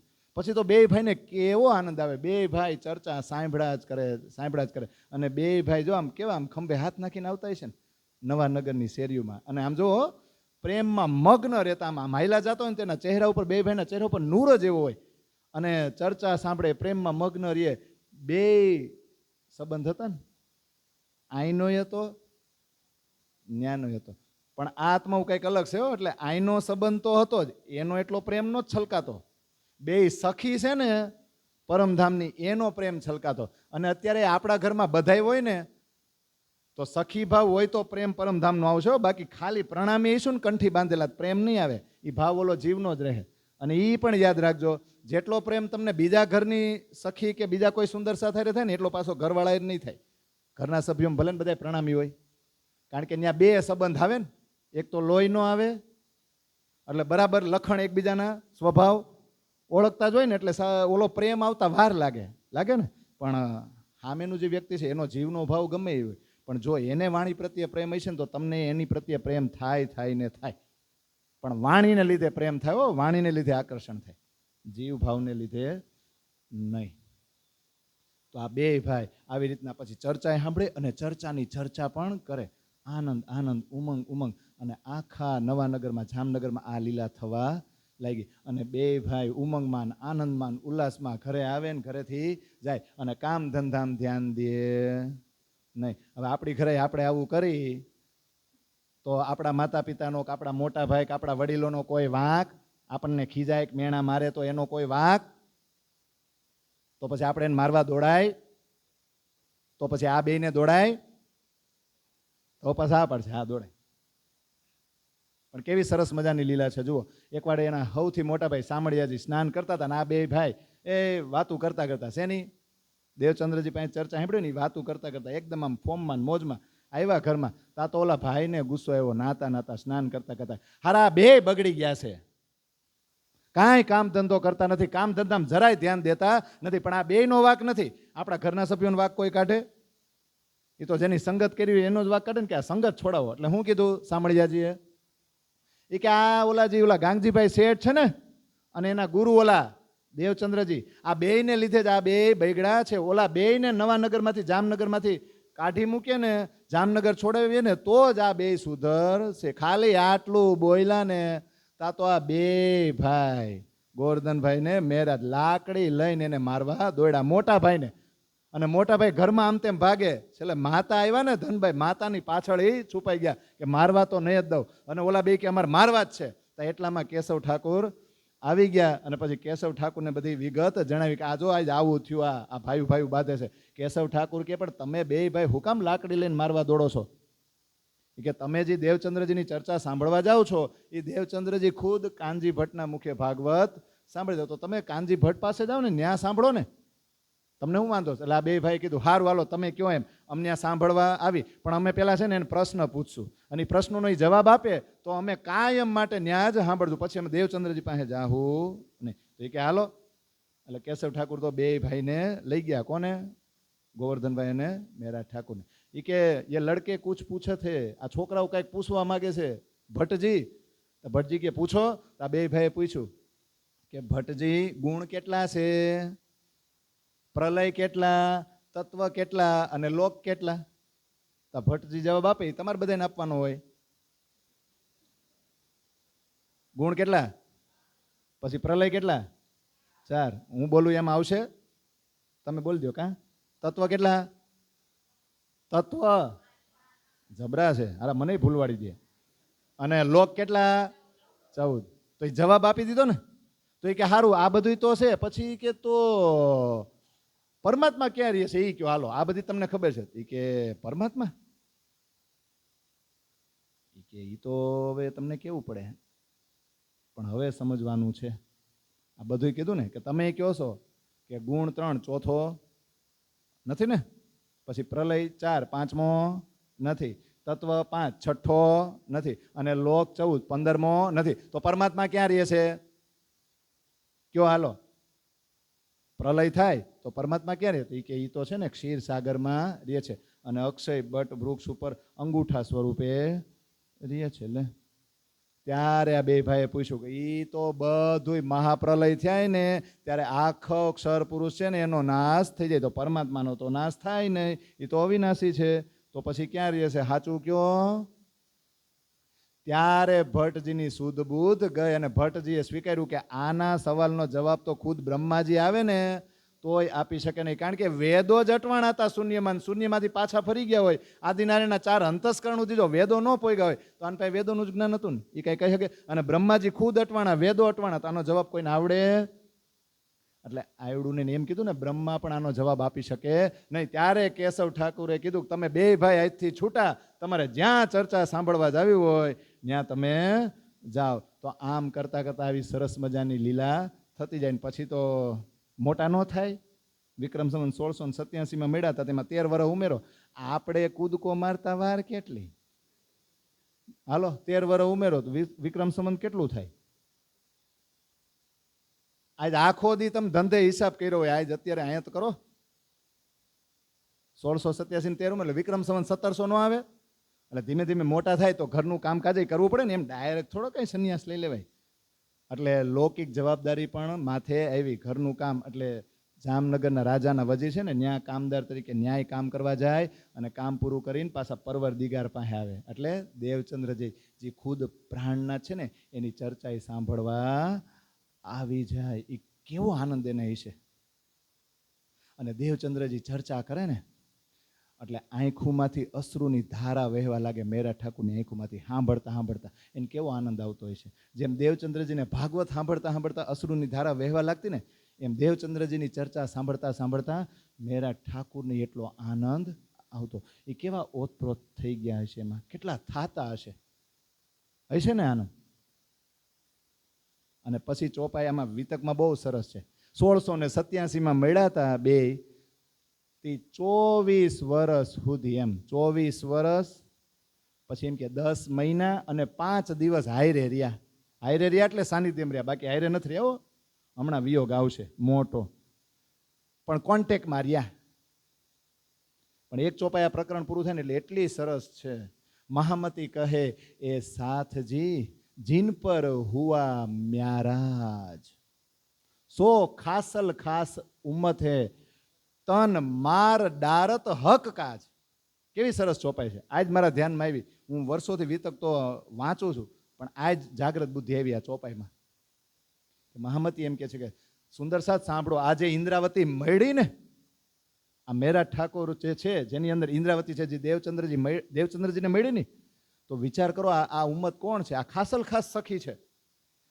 જીન પર હુઆ મ્યારાજ, એને દેવચંદ્રજીને જોયા ને તો આમ જાણે કે પરવર દિગારના દર્શન થયા હોય ને એવો એને અનુભવ થઈ ગયો. અને જોજો હવે એવા પ્રસંગો આવશે મહેરાજના જીવનમાં કે એ શરીરનું ધ્યાન રાખશે નહીં. એ જ ખાસલ ખાસ ઉમ્મત કહેવાય. કે એને મેળવવું છે ને, એ જ્યાં સુધી ન મળે ને ત્યાં સુધી આઈનું કાંઈ પણ આડું આવશે ને તો એની પરવા કરશે નહીં. અરે શરીરનો ત્યાગ કરવામાં એ પાછું વળીને જોહે નહીં. આવું સરસ મજાનું. તો આ 13 વર્ષ થયું શું? આ વિક્રમ સંવત 1700 આવ્યું ને તો થયું શું? ગોરધનભાઈનું ધામગમન થઈ ગયું. અને એમનું ધામગમન થઈ ગયું એટલે મેરા ઠાકુર છે ને એને ઘરમાંય ગમે નહીં, અને સત્સંગમાં અત્યાર સુધી ચિત્ત લાગતું, પણ હવે ચિત્ત લાગતું નથી. આમ તો ગામ જોયું ને તેમ કે આ બગડી ગયા, હાલત એવી થઈ ગઈ, મેં તો બિગડ્યા ને વિશ્વ થે બિછોડ્યા. પણ બગડવું અલગ અલગ પ્રકારે હોય ને. જેમ દૂધ એ બગડે ને, દૂધમાં ખટાશ આવે તો બગડી જાય ને ફેંકી દેવું પડે, પણ દૂધને જમાવી દો ને તો દહીં બની જાય. દહીં બની જાય કિંમત વધી જાય, અને દૂધ ફાટી જાય ખટાશ આવવાથી તો કિંમત પૂરી ને. એટલે આપણે આ દુનિયામાં છે, આપણે બગડવાનું તો છે જ, પણ માયામાંથી બગડી જાવ અને ભક્તિમાં સુધરી જાવ કે લાગી જાવ. આ સમજવા જેવું છો. સોના ઉપર પિત્તળની વરખ ચડાવો ને તો એ પિત્તળની કિંમત વધે ના, પણ પિત્તળ ઉપર સોનાની વરખ ચડાવો તો પિત્તળની કિંમત વધી જાય કે નહીં. એટલે ચડાવવો જોઈએ ને આપણી ઉપર તો પરમાત્માની ભક્તિનો રંગ ચડાવવો પડે, પરમાત્માના પ્રેમનો રંગ ચડાવો. જીવ ઉપર સુરતાનો રંગ ચડાવશો ને તો કિંમત વધી જાય, પણ સુરતા ઉપર જો પાછો જીવનો રંગ ચડાવી દેહો ને તો પૂરું. તો આ મેરા ઠાકુરનો હવેનો જે પ્રસંગ છે ને એ સમજાવે છે કે જો જીવ ઉપર એને સુરતાનો રંગ ચડાવ્યો, પરમાત્માના પ્રેમનો રંગ ચડાવ્યો છે, કે હવે એને ક્યાંય ગમશે નહીં. કે ગમશે નહીં? ગમે ને. આ પ્રસંગ વારંવાર વર્ષોથી આપણે સાંભળો છો, પણ આમાં ઊંડાણમાં જવાનું છે. તો 12મો વર્ષ એમની ઉંમર હતી ને, 12 વર્ષના હતા ને ત્યારે તારતમ લીધો તો, પહેલી વાર મળ્યા હતા. પછી 13 વર્ષ બીજા થઈ ગયા ને તો લૌકિક જવાબદારીઓનું વહન કરતા હતા. અને સાથે સાથે દેવચંદ્રજીની ચર્ચા સાંભળે તો સાક્ષાત એને એવો અનુભવ થતો કે હું તો હોજ કોસર તળાવમાં જ રમણ કરું છું. પણ ગોવર્ધનભાઈનું ધામગમન થયું અને 13 વર્ષથી શ્રી દેવચંદ્રજીની વાણી સાંભળી રહ્યા હતા, પણ હવે અંતર્મુખી થઈ ગયા ને એટલે પોતાની જાત ઉપર જ ગુસ્સો આવવા લાગ્યો. એટલે હવે જે પ્રકરણ શરૂ થાય ને એનું ઉપરથી નામ આપ્યું કસોટી. શું આપ્યું? કસોટી થઈ ને, બધાયની થાય. તો એમાં પહેલી 2 ચોપાઈ બહુ સરસ છે. 13 વર્ષ માયા મીને થા ઉપર લૌકિક બોજ, શ્રી રાજ તરફ રહથે રમે બીચ કોશર હોજ.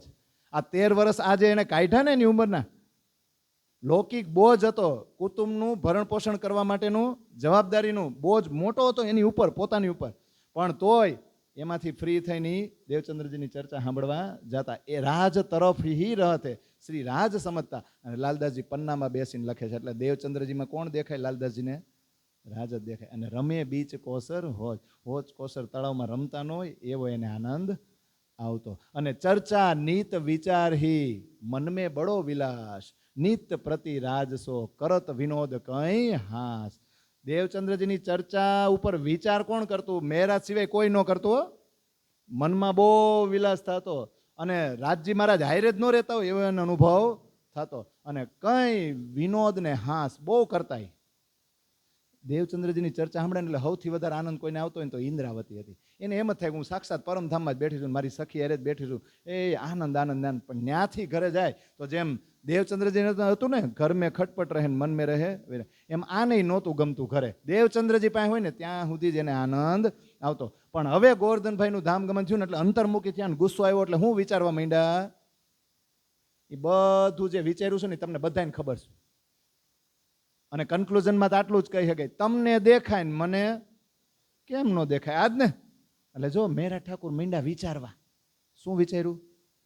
એ આપણે આવ્યા છીએ તો પરમધામથી જ, અને આપણને મોકલવા વાળા આપણા ધણી જ છે ને, કે બીજું કોઈ? તો પછી આ ખેલમાં આવીને આપણા ધણી ઉપર આપણો એટલોય અધિકાર નથી કે આપણને પરમધામ દેખાય?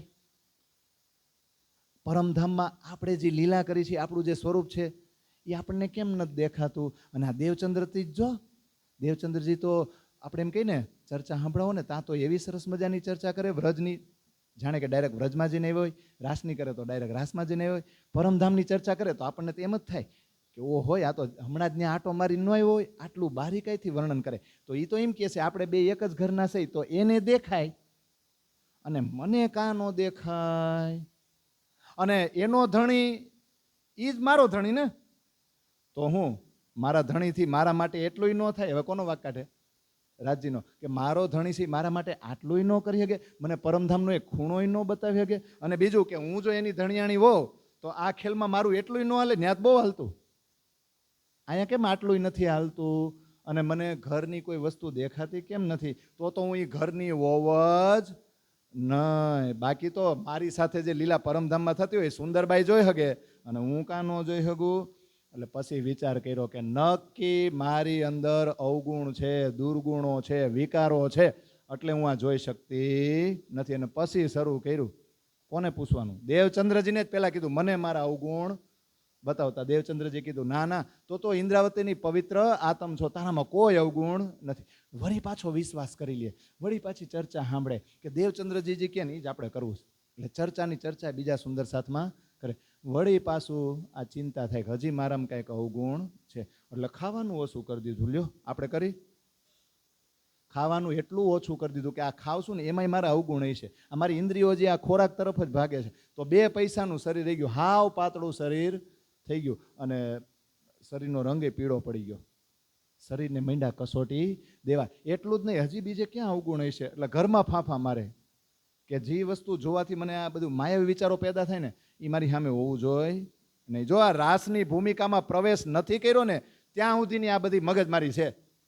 બાકી રાસની ભૂમિકામાં પ્રવેશ કરશે ને પછી મનથી મૂકી દે ને એકવાર તો વસ્તુ સામે ગમે એવી આવી જાય, કેટલી વાર આવી જાય ને તો એને કાંઈ થાય નહીં. પણ હજી તો કસોટી છે ને. એટલે પોતાની ધર્મપત્નીના ફૂલબાઈના ઘરેણા હતા ને એ પોટલું વાળ્યું અને સદગુરુના ચરણોમાં મૂકીવા. એ તો ઠીક, પછી પોતાની ઇન્દ્રિયો જે ક્યાં ક્યાં દોડે છે ને એ બધાને મારવા માટે, સાનુમુની બેહાડવા માટે એ બજારમાં જાય અને બજારમાં બધી વસ્તુઓ જોવે ને, જ્યાં જ્યાં ઇન્દ્રિયો જાય ને તો એને તરત જ ફિટકાર આપે. હજી તારું ધ્યાન આમાં છે ભૂંડી, તું હજી નથી સુધરતી. એમાંય કોઈ હગાવાલા મળી જાય અને સંસારની વાતો શરૂ કરવાના જ હોય તો મોઢું ફેરવી લે. આ મારા અને પરવરદિગાર વચ્ચે આની વાતો આવશે, એટલે આની સામું જોવું નથી ને આની પાસે ઊભું રહેવું નથી. આમ કરતા કરતા કરતા આટલી કસોટી આપીને તો થોડીક ઝલક દેખાણી પરમધામની, થોડીક ઝલક દેખાણીને તા તો નક્કી કરી લીધું હવે આપણે આ સંસારમાં રહેવું નથી, હવે તો આ શરીરનો ત્યાગ જ કરી દેવો છે. તો જો આટલા વર્ષ 13 વર્ષ સદગુરુની કૃપા દ્રષ્ટિ હતી, હવે ક્રિયા દ્રષ્ટિમાં ફેરવાણી છે. હવે ક્રિયા દ્રષ્ટિ થઈ, જ્ઞાન આવ્યું અને જ્ઞાન હવે ભક્તિમાં રૂપાંતર થઈ રહ્યું છે.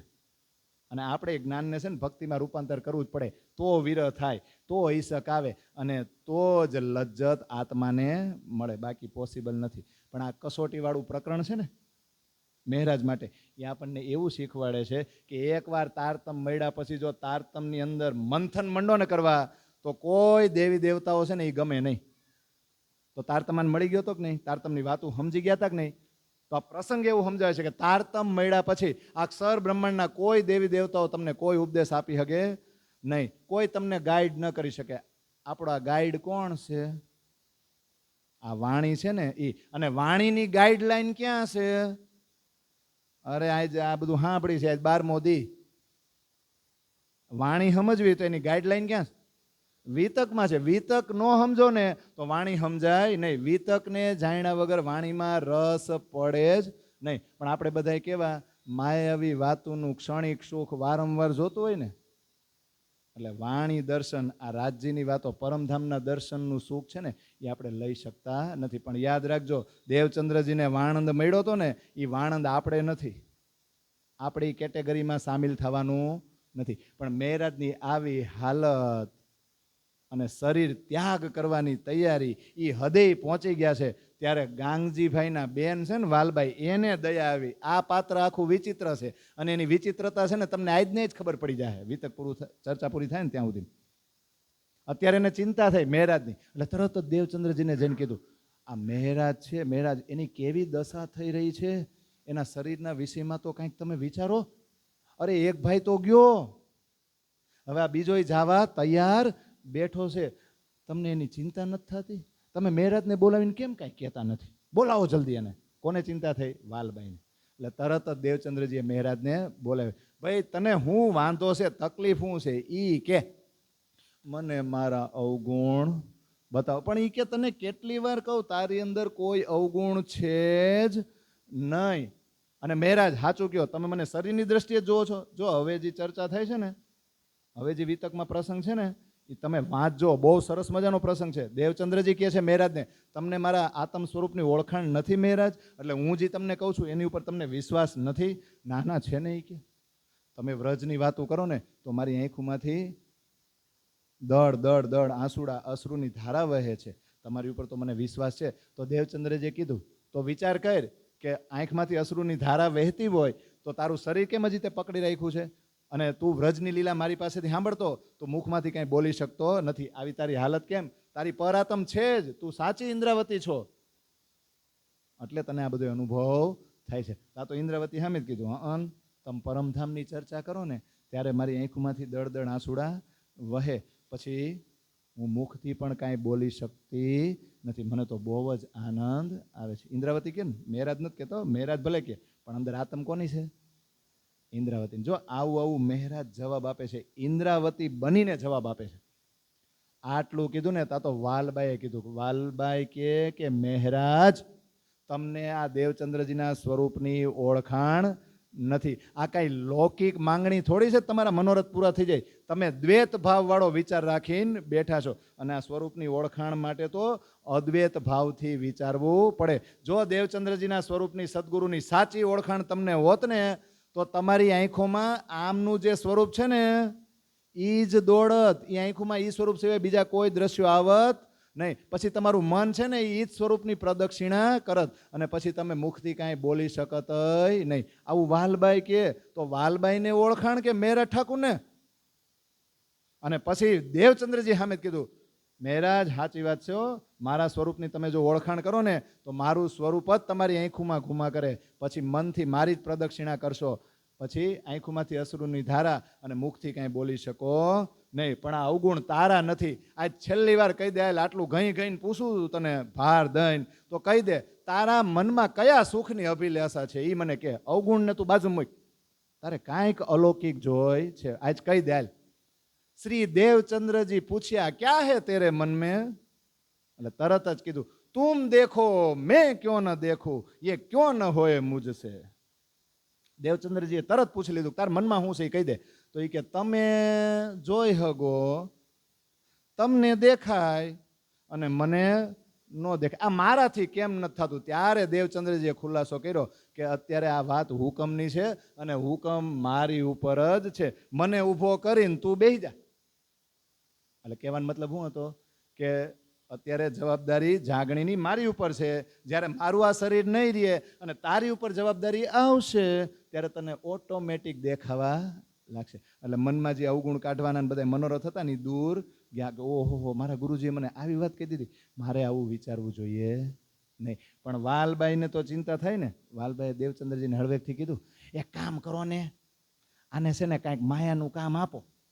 એટલે આ વૈરાગ જે આવી ગયો છે ને એ વૈરાગમાંથી બહાર નીકળે.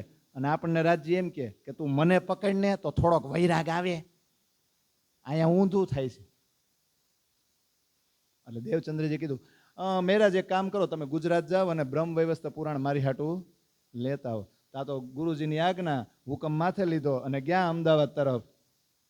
અને એક રસ્તામાં બ્રાહ્મણ ત્યાં મળી ગયા ને તો બ્રહ્મ વૈવસ્ત પુરાણ લઈ લીધું અને લઈને આવીને પાછું દેવચંદ્રજીને આપી દીધું. દેવચંદ્રજીને એમ હતું 10-12 દી લાગશે, પણ આ તો 5મા દિવસે જ પાછા આવ્યા. પણ હવે જે પ્રસંગ બને છે ને એ આપણે ખરેખર સમજવા જેવો છે. વિક્રમ સંવત 1703 આવી ગયું અને દેવચંદ્રજીનો હુકમ થયો કે ગાંગજીભાઈના ભાઈ ખેતાભાઈ છે ને એ અરબ દેશમાં બસરા નામની જગ્યાએ રહે છે ને 25 વર્ષથી ન્યા છે ને બહુ ધન ભેગું કર્યું છે. એ સંપત્તિ જો અહીંયા આવે અને ખેતાભાઈ જો જાગી જાય તો એનું જે ધન છે ને એ સુંદર સાતની સેવામાં ઉપયોગ થઈ શકે, એનો ઉપયોગ આપણે કરી શકીએ. તો જાઓ એની આત્માને જગાડવા તમે જાઓ અને બેહી જાજો હોળીમાં. અને ફાગણ મહિનો હોય ને દિશા એ બાજુની હોય એટલે તમે 40 દિવસમાં પહોંચી જાઓ. આવો હુકમ થયો અને હુકમ માથે લીધો.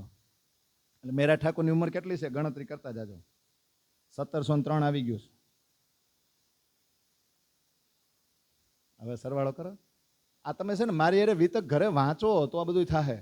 28 વર્ષના થઈ ગયા મહેરાજ અને દેવચંદ્રજી 65 વર્ષના. કેમ મહેરાજને જ આ કામ સોંપ્યું, કેમ બીજાને ન સોંપ્યું?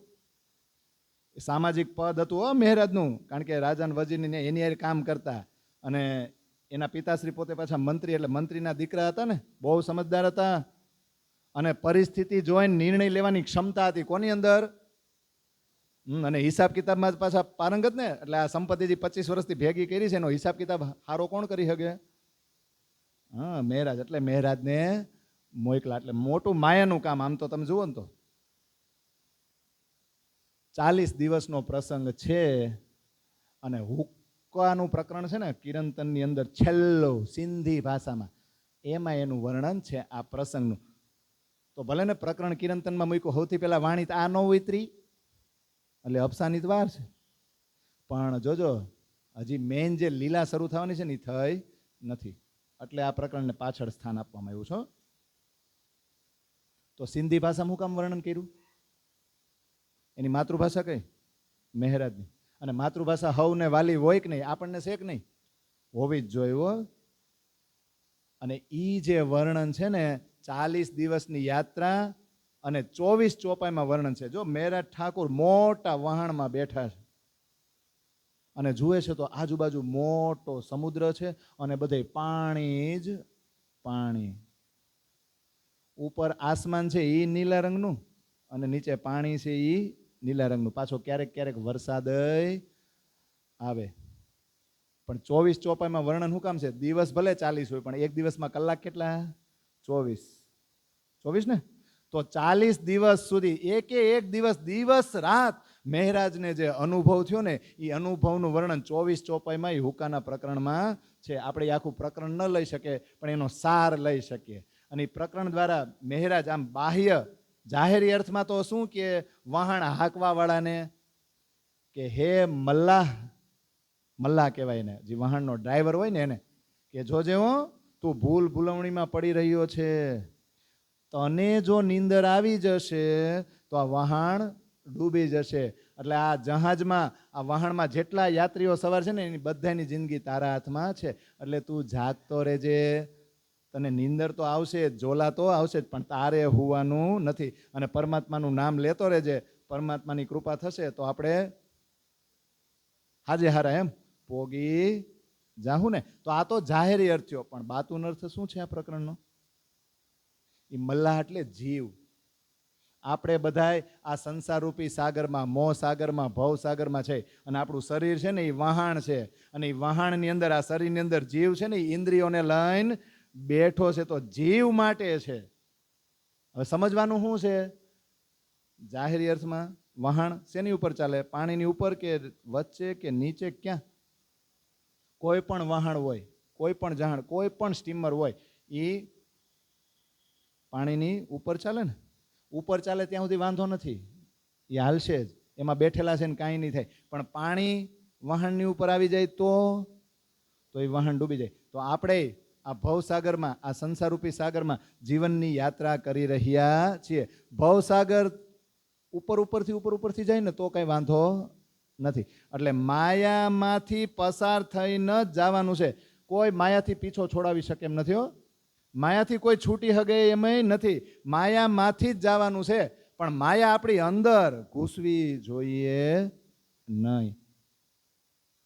આપણે માયામાં છે ત્યાં સુધી વાંધો નથી, પણ માયા જો આપણી અંદર આવી ને તો પૂરું છે. જેમ વહાણ ડૂબી જાય ને એમ આપણો જીવય ડૂબી જાય. અને ખરેખર માયા આપણી અંદર આવી જ જાય છે, એટલે આપણો જીવ એમાં ડૂબી જાય છે. તો આ 40 દિવસની યાત્રા એણે પૂરી કરીને આવતા વેત જ ખેતાભાઈના ધર્મપત્ની હીરબાઈએ સરસ મજાનો કાગળ લખ્યો તો એ કાગળ એ ખેતાભાઈને આપ્યો. ખેતાભાઈ કાગળ વાંચીને બહુ ખુશ થઈ ગયા. સારું થયું મહેરાજ તમે આવી ગયા. પછી તો મહેરાજને પોતાની સાથે રાખી લીધા. અને બહુ વિશ્વાસુ માણસ હોય ને એની જેમ જ એને ચાવી આપી દીધી. શેની? દુકાન હોય, વખાર હોય, ગોડાઉન હોય, જેટલી બીજી માલ મત્તા મિલકત હોય ને એ બધું સાચવવા માટે કોને કામ આપી દીધું? મહેરાજને આપી દીધું. પણ મહેરાજે શું કીધું? હવે તમે 25 વર્ષથી તો અહીંયા છો જ, મૂકો ને આ બધું, હાલો આ બધું કરો ભેગું, અને હું તમને તેડવા જ આવ્યો છું. પછી તારતમની વાત તો કરી, પણ એ જીવ છે ને હજી તારતમમાં પરોવાય એવો નહોતો. અને પછી તો કહી દીધું હોય ને કે તમારી સંપત્તિ તમે આ લઈને ત્યાં આવો ને તો ત્યાં સુંદર સાથની સેવામાં ઉપયોગ થાય ને તો રાજ્યની તમારી ઉપર વિશેષ કૃપા થાય. પોતાની સાથે જે ઘટનાઓ બની હતી ને એ પણ મેરઠ ઠાકુરે એને કહી દીધી. પણ એ જીવ કાંઈ એમ જાગૃત થયો નહીં. અને એ સમય જો આમાં વિતકમાં નથી લખેલું, પણ ખેતાભાઈએ કીધું તું મહેરાજને કે મારી સંપત્તિ છે ને મહેરાજ એ અનીતિવાળી છે. મારી સંપત્તિ એવી રીતે ભેગી થયેલી છે કે તમારા સત્કાર્યમાં ઉપયોગમાં આવશે નહીં. વિચાર કરો, એણે સામે કહી દીધું તોય મહેરાજને લાલચ છે કે નહીં આને ગમે એમ કરીને જગાડું, ભલે આની એરે થોડીક વાર રહેવું પડે, અને ભલે એ મને જે કામ હોપે ને માયાનું એ ભલે હું કરું. જો આ માયામાં ઘૂસતા ગયા કોણ? મહેરાજ. સામેથી ખેતાભાઈ કહી ગયા મારી સંપત્તિ તમને કામમાં આવશે નહીં, તો આને છોડતા નથી. કોણ? ધણીજીનો હુકમ છે એટલે કે લઈને જવાનું. હું સંપત્તિ કે ખેતાભાઈ? પણ મહેરાજે વિચાર કર્યો કે એ ભલે ને ગમે એમ કે આને ગમે એમ તો જગાડવા તો છે જ, આને તૈયાર તો કરવા જ છે, મનાવી તો લેવા જ છે. એમ કરતા કરતા છે ને 4 વર્ષ વયા ગયા. આપણને ઠેકડો મારતા વાર લાગી. 4 વર્ષ વયા ગયા. 4 વર્ષમાં ખેતાભાઈની આત્મા જાગી તો નહીં, પણ એમનું અવસાન થઈ ગયું. ખેતા પહોંચા અપને ઘર, એવું વિતકમાં લખે. હવે વિચાર કરો, કોઈ માલિક રહ્યું નહીં. અને એમનું અવસાન થયું ને ત્યારે મેરઠ ઠાકુર ત્યાં હતા નહીં, એ થોડાક બહાર ગયા હતા બીજા કામ માટે. તો જે ત્યાંના સુલતાન હોય ને, જેનો જે રાજ્ય, એના રાજા, એનો કોઈ રાજ્ય અધિકારી છે, એનું નામ શેખ સલ્લા છે. એ અધિકારીએ આ બધી સંપત્તિ જપ્ત કરી લીધી અને રાજ દરબારનો સિક્કો મારી દીધો. આનો કોઈ માલિક નથી. પણ કુદ્રષ્ટિ એવી કરી કે એને ખબર પડી અધિકારીને કે આનું કોઈક વારસદાર છે, આની ભેગા રહેવાવાળા કોઈક છે. આ તો આપણે જ્યારે ગયા ને ત્યારે હતા નહીં, પણ એ આવીને આની ઉપર દાવો કરશે, એટલે એ વ્યક્તિને આપણે ખોઈ નાખી. એટલે આનો વારસદાર થવા, આનો માલિક થવા કોઈ આવે જ નહીં. એટલે સૈનિકો ગોઠવી દીધા મહેરાજ પાછળ. મહેરાજ એનાથી બૈચા, ભાગ્યા અને રાત્રિનો છેલ્લો પહોર હતો ને ત્યારે નીકળી ગયા અને હવાર પડ્યું ને ત્યાં એક પહાડ ઉપર પહોંચી ગયા. પછી ત્યાં પહોંચીને વિચાર કર્યો કે ગમે એમ આ શેખ સલ્લા વિરુદ્ધની ફરિયાદ કરીને આ સંપત્તિ તો મારે લેવી જ પડશે. 2 મહિના સુધી એણે ફરિયાદો કરતા રહ્યા બીજા અધિકારીઓને, પણ કોઈ સાંભળ્યું નહીં. સુલતાન સુધી ફરિયાદ પહોંચી જ નહીં.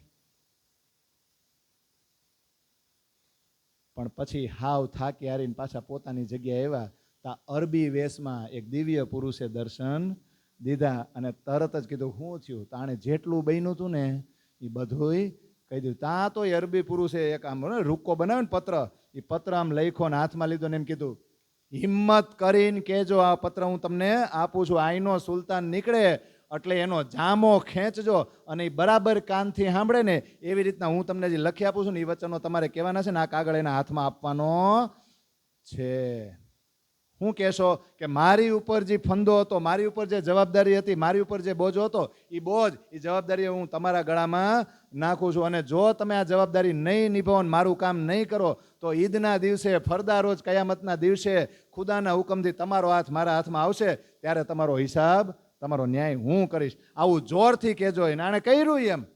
ઓલા સુલતાન છે ને નમાજ પડવા જતા હતા, રસ્તામાં ઉભા રહ્યા, જોરથી જામો ખેંચો, જામાની કસ તૂટી ગઈ, બધા ઉભા રહી ગયા હતા. સૈનિકો ઘણા હોય ને, સૈનિકો મેરા ઠાકુરને પકડવા ગયા તો સુલતાને કીધું, ઓય એને પકડોમાં, એને જે કેવું છે એને કહેવા દો, અહીંયા લાવો મારી પાસે. એટલે લાત ખોફ યા બની કે બચ્ચા ડરો મત, તું બીમા તમતાર તારી વાત બધી કહી દે મને. એટલે ઓલો જે કાગળ લખ્યો હતો ને રૂક્કો આપ્યો અને બધી વાત કરી દીધી. અને વાત કરતા કરતા કીધું હું કે મારી ઉપર જે જવાબદારી છે ને તમારી ઉપર નાખું છું. ખુદાના હુકમથી આનો હિસાબ તમારે કરવાનો છે. જો તમે આ જવાબદારી છે એ સ્વીકારશો નહીં અને એનું સોલ્યુશન નહીં લાવો તો ઈદના દિવસે તમારો હાથ મારા હાથમાં આવશે, તો જેમ અત્યારે જામો ખેંચો છે ને એમ જ ઝાટકીને તમારી પાસે બધો હિસાબ લઈશ. આટલું કીધું ને તા તો ઓલા સુલતાન કે ઓહો હો એ તો એ કે આ તો અદ્ભુત વચનો છે પરમાત્માના, ખુદાના, અને આ તો કયામતના દિવસના વચનો છે. પછી પોતાનો જે છેડો હતો ને ઝાટકી નામ લઈ લીધો અને પછી ખુદા તરફ નજર કરીને કીધું કે આજ સુધી આવા વચનો મને કોઈએ કીધા નથી. ત્યારે દેવચંદ્રજી છે ને, કોણ, હું ચાય કરીને બોલું છું, તમે બધા અહીંયા શું ને આરા એમને મામનો મામ સાંભળતા જાય, મને એમ થાય હું એકલો જ બકબક કરું છું.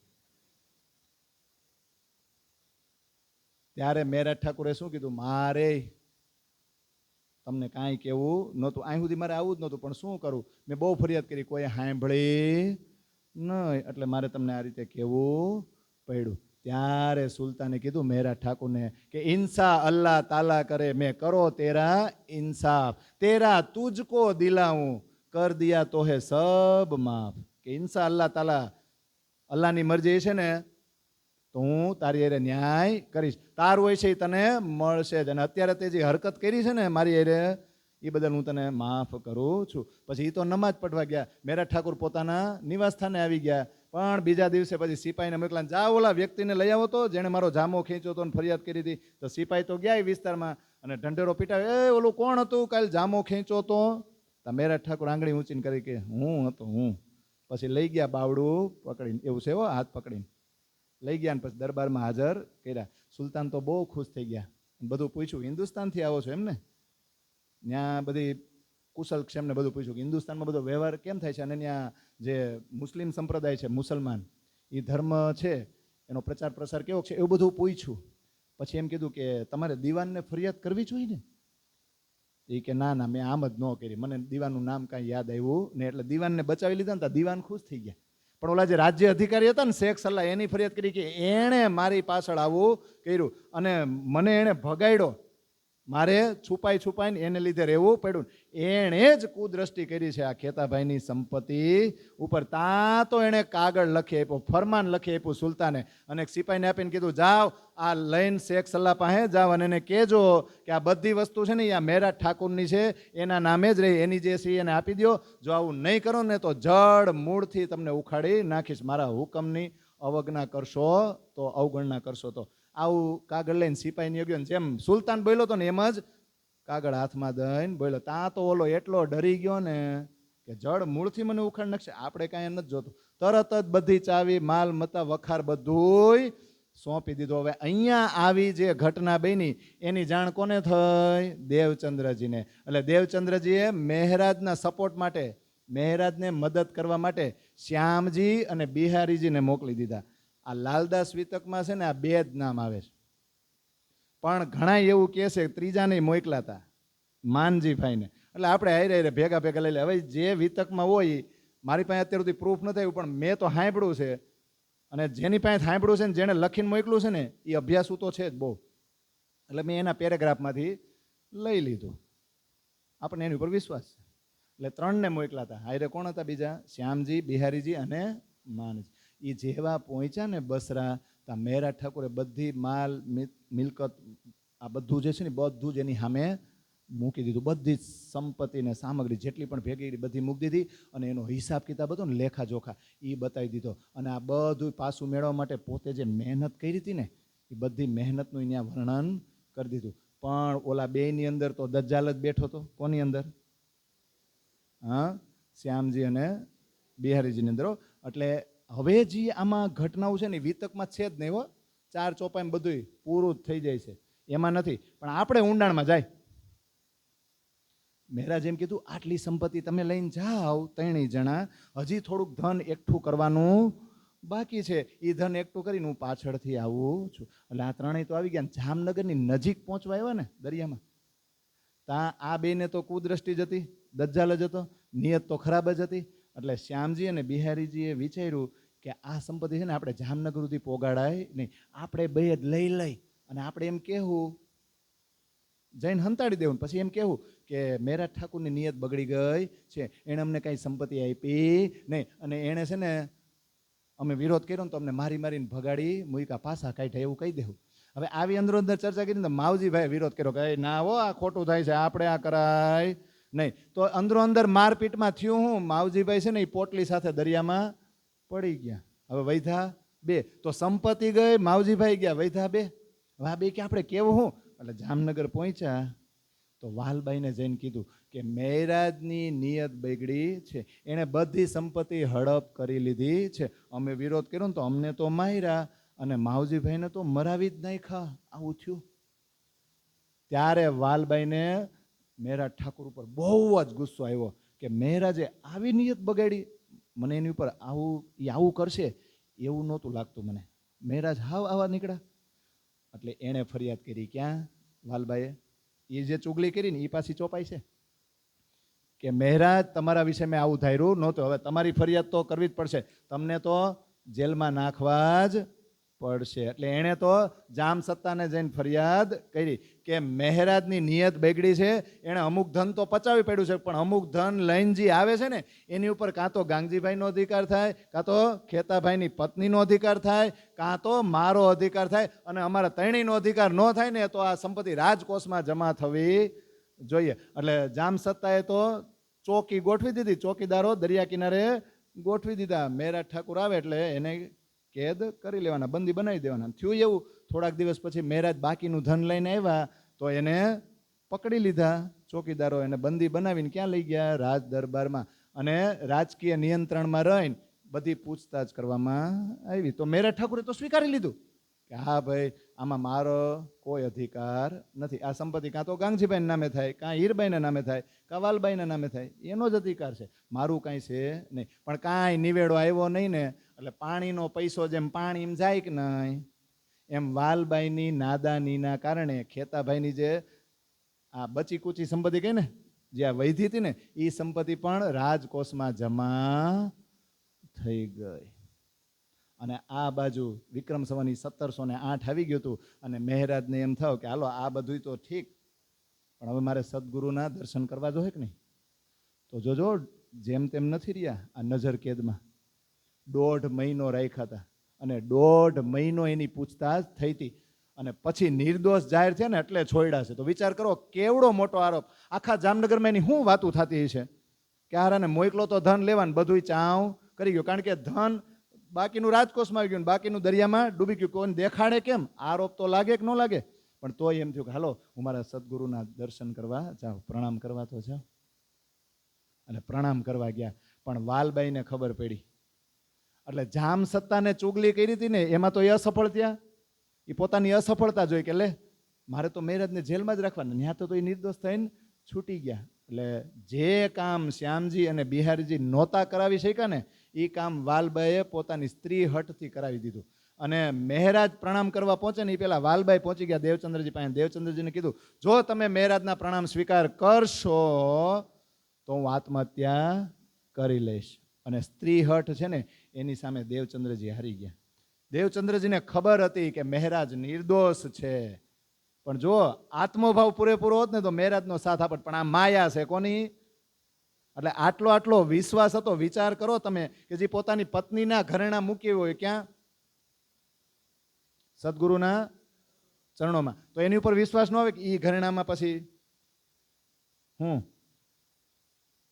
એને ઘરેણાની લાલચ હોય, એમાં જીવ નાખે, એનામાં એનો જીવ હોય. પણ આ જીવ ભાવ અને આ માયા છે ને, માયા એ બધો આ ખેલ બતાવે છે. એટલે પ્રણામ કરવા આવ્યા મહેરા, તા તો ચાદર ઓઢીને હુઈ ગયા, પડખું ફરીને હુઈ ગયા, મોઢું ન બતાવે, પ્રણામ સ્વીકાર કર્યા નહીં. તમે જોવો સુંદર સાથ કે સૌથી પ્રિય શિષ્ય એ પ્રણામ કરવા આવ્યો છે, એની હામુય જોતા નથી.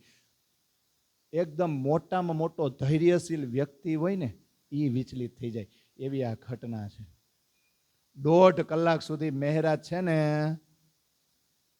ત્યાં પ્રણામ કરવા માટે વાટ જોતા રહ્યા, પણ દેવચંદ્રજી એના પ્રણામ સ્વીકાર્યા નહીં.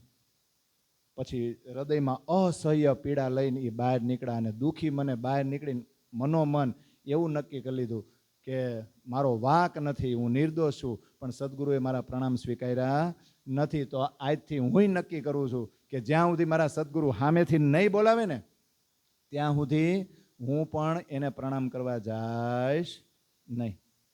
વિતકમાં પ્રસંગો નથી, પણ આપણે વિચારવાનું હોય કે કેમ પ્રણામ નહોતા સ્વીકાર્યા, કેમ આવું કર્યું? તમે વિચારો, ક્યાંય પ્રસંગ નથી. આ કેમ પ્રણામ સ્વીકાર નહીં કર્યા હોય? આ હું એટલે પૂછું છું. દર વર્ષે વિતકમાં છે ને રેગાડા ઉતરે છે. દર વખતે હો વિતકમાં કાં રેગાડા ઉતરે છે ને, મારા રેગાડા જ ઉતરે ને તમે કઈ જવાબ તો દેતા નથી. કણ લાગ્યો કપાળમાં, અમે તો અંધના એમ. અરે દર વખતે ચર્ચા કરી જ છે ને આ પ્રસંગ લઈ છે. જો દેવચંદ્રજીનું શરીર છે એ હમણાં જ અંતર્ધ્યાન થવાનું છે, અદ્રશ્ય થવાનું છે. એટલે મહેરાજને જે એના પ્રત્યે લગાવ છે ને કે એના વગર હું રહી શકું નહીં, તો અત્યારથી ટેવ પડે. એટલે અબોલા થાય ને એમાં પછી હવ વગર રહેતા શીખી જ જાય. આ દુનિયાનો એ થોડાક દી લાગે. એટલે આ મહેરાજને થોડીક પ્રેક્ટિસ આપવી પડશે ને. એટલે જો અત્યારથી જ પણ ધણીજીનો હુકમ છે. તો મહેરાજ છે કે હું મહેરાજને સમજાવવાનું છે. દેવચંદ્રજી કહે છે હું હમણાં પડદામાં વયો જાય છે, એટલે મહેરાજ મારી વગર તમારે રહેતા શીખી જવું પડશે. પણ બીજું કારણ એ હોઈ શકે કે પોતાના દીકરા બિહારીજી ખોટું બોલ્યા અને એને લીધે મહેરાજ ઉપર આવું લાંછન લાગ્યું. એટલે મોઢું બતાવવા જેવા નહોત રહે, કયા મોઢે દર્શન દેવા અને પ્રણામ સ્વીકારવા. પણ રાસમાં જ્યારે અંતર્ધ્યાન થયા હતા ને કૃષ્ણ મધ્યરાત્રિએ, ત્યારે રાધાને બહુ અસહ્ય દુઃખ થયું હતું. અને કૃષ્ણ પાછા આવ્યા ને ભજનાનંદ સ્વરૂપે, ત્યાં રાધાને પૂછ્યું હતું તમને કેટલું દુઃખ થયું હતું? ત્યારે રાધાજી કે મારી મજાક ઉડાવતા લાગે. એટલે રાધાજી શું કીધું, હું કંઈ તો નહીં જણાવી શકું, પણ એક સમય આવશે તમને દુઃખ થાય, કરીને બતાવીશ. એટલે જો શરીરના માધ્યમથી વિખૂટા થાય તોય કેટલું દુઃખ થાય ને એ કદાચ અત્યારે બતાવ્યું. કારણ કે મહેરાજમાં રાજજી છે અને દેવચંદ્રજીમાં શ્યામાજી. તો શ્યામાજીએ બદલો વાળ્યો એવું. હા, પણ આ પ્રસંગ કેવો છે એ આપણે સમજવાનો છે કે વિક્રમ સંવંત આ 1708માં એ અરબ દેશથી પાછા ફર્યા અને 2 વર્ષ સુધી નવતનપુરીમાં રહે છે અને સદગુરુને મળવાનું થતું નથી. આ કેવી માયાનો કેવો પ્રભાવ. ષટ ઋતુમાં આ 2 વર્ષનો જ વિરહ છે. આ 2 વર્ષ જે બે એકબીજાને મળી ન શકતા ને એનો વિરહ ષટ ઋતુની અંદર છે ને. વિચાર કરો, વિક્રમ સંવત 1687માં મળ્યા હતા. એટલે બીજા 13 વર્ષ જે લૌકિક જવાબદારીનું વહન કરતા ત્યારે સદગુરુના સાનિધ્યમાં જ રહેતા ને. કાયા અને છાયાની જેમ એ 13 વર્ષ સાથે રહ્યા હતા. પછી 1703 થી 1708 આ 5 વર્ષ થોડીક જુદાગી રહી હતી ને, બાકી તો એના સાનિધ્યમાં જ હતા. એના ઓર્ડરથી જ કામ કરતા કે નહીં. પણ હવે આવે અને અચાનક 2 વર્ષ દૂર રહેવાનું થાય કે નહીં. એ પણ આવડા મોટા લાંછન સાથે, આવડા મોટા આરોપ સાથે. એ આરોપ કેવો હોય છે વિચાર કરો. મેરા ઠાકુર જામનગરમાં કોઈને મોઢું નહીં બતાવી શકતા. બતાવી શકતા છે? અને તોય આ શરીર પકડી રાખવું, તોય જીવવું, અને એમાંય પાછા જેની ઉપર એને વિશ્વાસ છે એ પ્રણામ સ્વીકારે નહીં, એ બોલાવે નહીં, તો એની હાલત કેવી થાય? થાય કે નહીં? અને પાછું રહેવાનું ક્યાં? સામળિયાજી આયરે. અને સામળિયાજી છે જેને એ મારવા દોડ્યા હતા. હવે સામળિયાના ઘરમાં તો રહેવાનું વાંધો નહીં, પણ કામ ધંધો કાંઈ નહીં. તો સામળિયાજી જે કમાય એમાં મેરાજ ઠાકોરનું ગુજરાન ચાલે. મેરાજ ઠાકોરનું જ નહીં, એની પત્નીનું પોતાનું. તો વિચાર કરો એ કેવું અસહ્ય પીડા, એ અસહ્ય દુઃખ હશે. આ દુઃખ કેવું કોને? અને પાછા સદગુરુને ત્યાં તો દર વર્ષે કેટલા કેટલા ઉત્સવ થાય, અને ઉત્સવમાં જે આગેવાની લેતો, બધાથી આગળ ઊભો રહેતો, એ ત્યારે ઘરમાં સાનો માનો બેઠો છે, એને દુઃખ કેવું થતું હશે. અને એ ઉત્સવમાં ગામે ગામ, શહેરે શહેરથી સુંદર સાથ આવતા હશે, તો હું મહેરાજ વિશે પૂછતા નહીં હોય કે મહેરાજ ક્યાં છે, મહેરાજ કેમ દેખાતા નથી? આ 2 વર્ષ એવા અસહ્ય દુઃખ અને વિરહના વિતાવ્યા કે એ દરમિયાન કેશવ ઠાકોર અને ધનબાઈનું પણ અવસાન થઈ ગયું, એમનું ધામગમન થઈ ગયું. એટલે આ વિતકમાં ચોપાયું છે. ચોપાયું તો આપણે ન બોલી શકી કે નવતનપુરીમાં આવ્યા પછી 2 વર્ષ રહ્યા, પણ દેવચંદ્રજીને મળવા ગયા નહીં. હરખ બહુ છે મળવાનો, પણ મળી શક્યા નહીં. ઘરમાં વલખા મારે અલગ અલગ રીતે કેમ મળવું, ક્ષણે ક્ષણ ઈ પીડાય છે. પણ દેવચંદ્રજી બોલાવતા નથી અને મહેરાજ જાતા નથી, મહેરાજ જાતા નથી, દેવચંદ્રજી બોલાવતા નથી. ન વે બોલાય ના એ જાય. તો ક્યો કર હોય મિલાપ, તો મિલાપ થાય. એટલે આ પ્રસંગ છે ને, એને લાલદાસજી એવું કહે છે કે જુઓ તો ખરા માયાનું જોર આપણા ધણી દેખાડી રહ્યા છે. એટલે આને કોઈ હલકી નહીં ગણતા હો, હલકી નથી. એટલે આના રંગમાં, આના વહેણમાં આપણે બધોય ટાઈમ તણાવવાનું નથી. જેટલું પેટીયું રડીને, જેટલું ઘર હાલે ને, એટલું જ આમાં તણાજો. જો વધારે તણાવો ને તો જયરામભાઈ કંસારાને જે સંદેશો આપ્યો છે ને દીવબંદરમાં, એવી જ હાલત છે કે ભાઈ અહીંયા કોઈ ફાવ્યું નથી, તું ફાવી જઈશ. આપણી હાલત એવી જ થવાની છે. થાય જ બધાની હાલત ભૂતકાળમાં એવી થઈ છે ને, આપણી એવી જ રહેવાની છે. આમાં કાંઈ નવું થવાનું છે? એટલે 4-5 ચોપાઈ છે એમાં આવું સમજાવે છે. અને ભાભી પાછા રોજ મેણા મારે કે નહીં? ભાભી ઘરે મેણા મારે હો. કેવા મેણા મારે? ક્યાંય ગયા તમારા સદગુરુ? હા, એના બહુ વખાણ કરતા ને એના સાનિધ્યમાં રહેતા ને એનું તો જરાક આડું હવડું અમે બોલીતા તમારથી સહન ન થતું. આ જી મોઢું ફેરવીને બેહી ગયા છે ને, કાં બોલાવે છે તમને? છેલ્લે તો ભાઈઓ જ કામ લાગે. એવું નહીં કહેતા હોય? જાવ જાવ હજી કે જાવ સદગુરુ સદગુરુ કરતા, આવું નહીં કીધું હોય? કીધું હોય છે કે નહીં? આવા મેણા રોજ પાછા જુઓ કયા ભાઈ છે એની ઘરે તમે રહ્યો છો? સામળિયાજી જેને મારવા દોડ્યા, કાં મારો લ્યો હવે. અને પાછા તો ઈ કમાય અને તમે બે પતિ પત્ની ખાવ છો. આવા રોજ મેણા મારે. એ 2 વર્ષ એને મેણા સહન કર્યા. પછી 2 વર્ષ તો વીતી ગયા. એક દિવસ સવારે ભાભીએ ઉઠીને મેણું માર્યું, એ સહન થયું નહીં. અને કામકાજની શોધમાં નીકળી ગયા અને ધ્રોલ આવી ગયા. અને જામ સત્તાના ભાઈ કલાજી છે ને, એને આવીને કીધું કે મારે હિસાબ કિતાબ સંભાળવો છે અને મારે કામ કરવું છે. એટલે કલાજીએ કીધું તમે તો હોશિયાર છો અને જામ સંતાનને આ કામ કર્યું છે, એટલે તમે તો કુશળ વહીવટ કરશો, એટલે લાગી જાઓ કામે. ત્યાં કામે લાગી ગયા. વચ્ચે 8 મહિના ગુજરાત ગયા, પાછા આવી ગયા અને 2 વર્ષ અહીંયા વ્યતીત થઈ ગયા. તો એમની ઉંમર કેટલી થઈ? વિક્રમ સંવત 1712 આવી ગયો. મહેરાજની ઉંમર થઈ 37 વર્ષની અને દેવચંદ્રજીની ઉંમર થઈ ગઈ છે. આમ તમે જુઓ તો 73 વર્ષ ને 11 મહિનાની નજીક, પણ આમ તમે જુઓ તો 74 વર્ષ. હવે સમય આવી ગયો છે. વિક્રમ સંવત 1712 આવી ગયું ને? કેટલું? આ બધું યાદ રાખજો. અને પોતાની ઉંમર 37 વર્ષની થઈ ગઈ ને, એટલે હવે કોઈ વ્યવહાર પોતાનાથી ઢંગથી થઈ રહ્યો નથી. આપણે નથી અમુક ઉંમર થઈ જાય પછી કહેતા હવે સારું દઈશ નથી હુસતી, હુસતુંય નથી, લખાતુંય નથી, યાદ રહેતું નથી. એટલે એની કરતાં આપણે મંદિરે જાય, કાં એવું થાય ને. પણ આને તો 37 વર્ષની ઉંમરે એમ થયું કે હવે સારું આ કામકાજમાં ધ્યાન લાગતું નથી, આ હિસાબ કિતાબ કાંઈ ગોઠતું નથી. એટલે કલાજીને કહી દીધું હવે મારથી આ કામ થાય નહીં. 2 વર્ષ સુધી તો કામકાજ કરતા કરતા સદગુરુને યાદ કરતા, પણ હવે તેને હાવ મૂક દેવું છે. અને એને ખબર હતી 40 વર્ષની ઉંમરે આપણા બધાની અંદર કાંઈક ને કાંઈક ઘટના તો બને. દેવચંદ્રજીને જો દર્શન દીધા હતા અને તારતમ મેળવતો ને, તો મારી હારે 3 વર્ષ પછી કાંઈક તો થાય. એટલે અત્યારથી થોડુંક થોડુંક છોડી દઉં.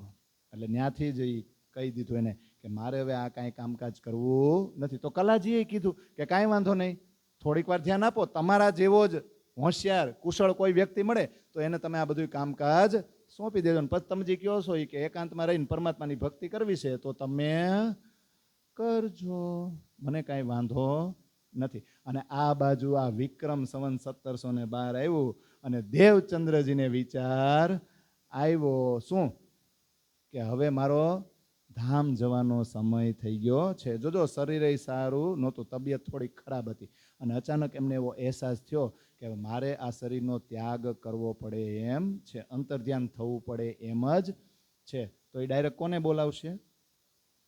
કોને બોલાવે? કારણ કે દેવચંદ્રજીનું અત્યાર સુધી મૂળ કામ હતું શું? લે બસ આપણે આ જ અટકી જવાનું છે, બાકીનો પ્રસંગ તો લાંબો છે, એ નથી લેવાનો. દેવચંદ્રજીનું મૂળ કામ અત્યાર સુધી હતું શું?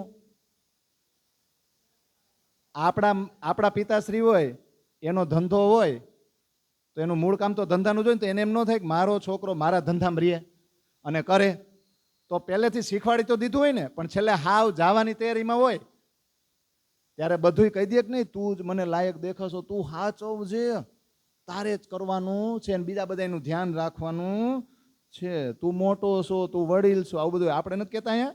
તો દેવચંદ્રજીનું મુખ્ય ટાર્ગેટ શું હતું? જગાડવાનું હતું ને.